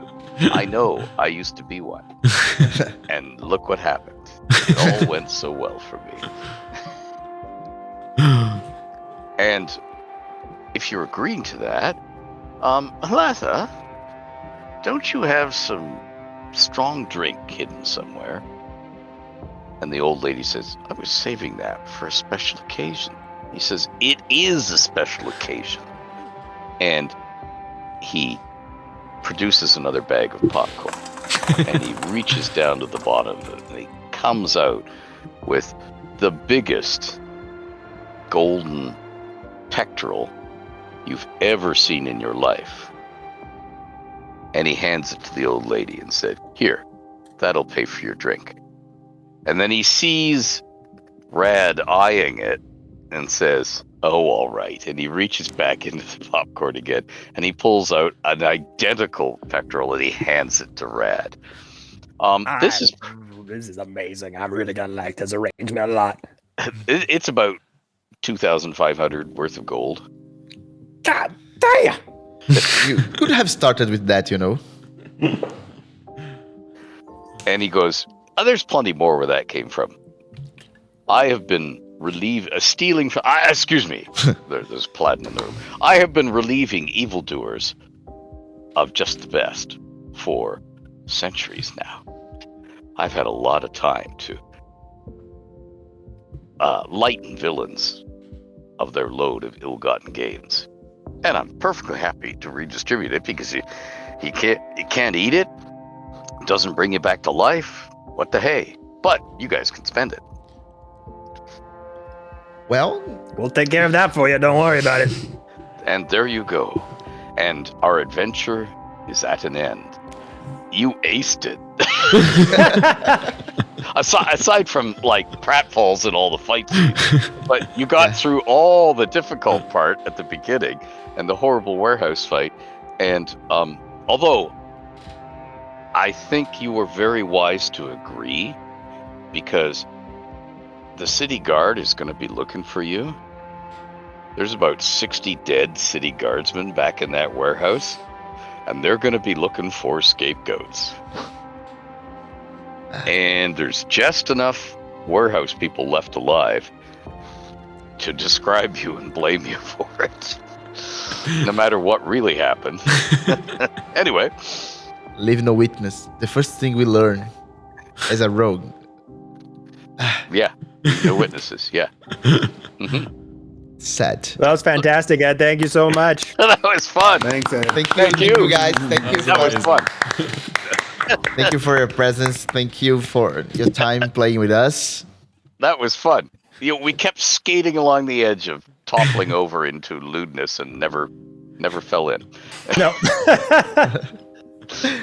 This it adventure, was funny. this adventure you find at patreon.com/D20 Saga. We are releasing our Wells and successful magazine in America now. Is the first edition with Ed as a writer and many other people writing with us, many other classic authors and legendary authors working with us for D20 Saga.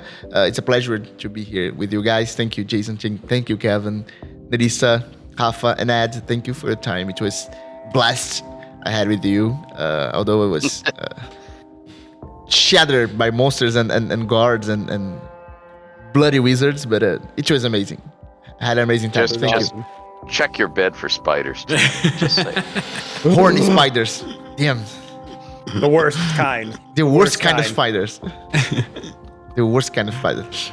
Well, Horny the ropers. best I don't know, kind of I think- spiders, actually. Yeah, I think horny ropers are worse. Oh, yeah. Yeah, that's kind of scary, I'd say. Hey, scary from your point of view. Every creature has the urge to reproduce. Every creature wants happiness. And I mean, Americans even grow up with this vague promise of life, liberty, and the pursuit of happiness, Yeah.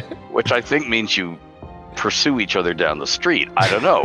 I guess it depends on what your happiness is. No. But I mean, a roper just wanted a moment of happiness and thought it was going to get it. And You're then right, and I ruined it. and then another happiness was offered to it. An illusory happiness that would have disappointed it, but it thought it went from the propagate lust to the a baby, which is what I was after anyway. And then the roof fell in or blew up or whatever. You know, I just learned something. We're the monsters. Yes. Adventurers usually are. Adventurers usually are. Went from a ragtag crew for hire to being the goons for a wannabe lich. Yeah. And boy, by the way you guys handled the bit in the warehouse, you inadvertently avoided getting branded on one side or another of a political thing. Just by Skated the out. way by the way you stumbled through that. It is a droid. Yeah. It may not have intended to be, but it's like, wow, you avoided all the traps. It's like the drunken master who, has to go across the rope bridge with death below and does all the way across the bridge. You go, no, and it makes it across. Well, once you So go you- inside and it's just covered with goons who are like stealing things, and then you try to talk and they smack you around. You're like, we'll just help you. How about that? I just want to live. So That was just- brilliant. You did Yeah. exactly the right They thing. they were 'cause pretty otherwise- convincing. They were pretty convincing. Yeah, but otherwise it's pitch battle, and you would have gotten hit with wave after wave. Those 12 adventurers, the hired adventurers, they would have hammered you, and you would be, and they're about as powerful as you are.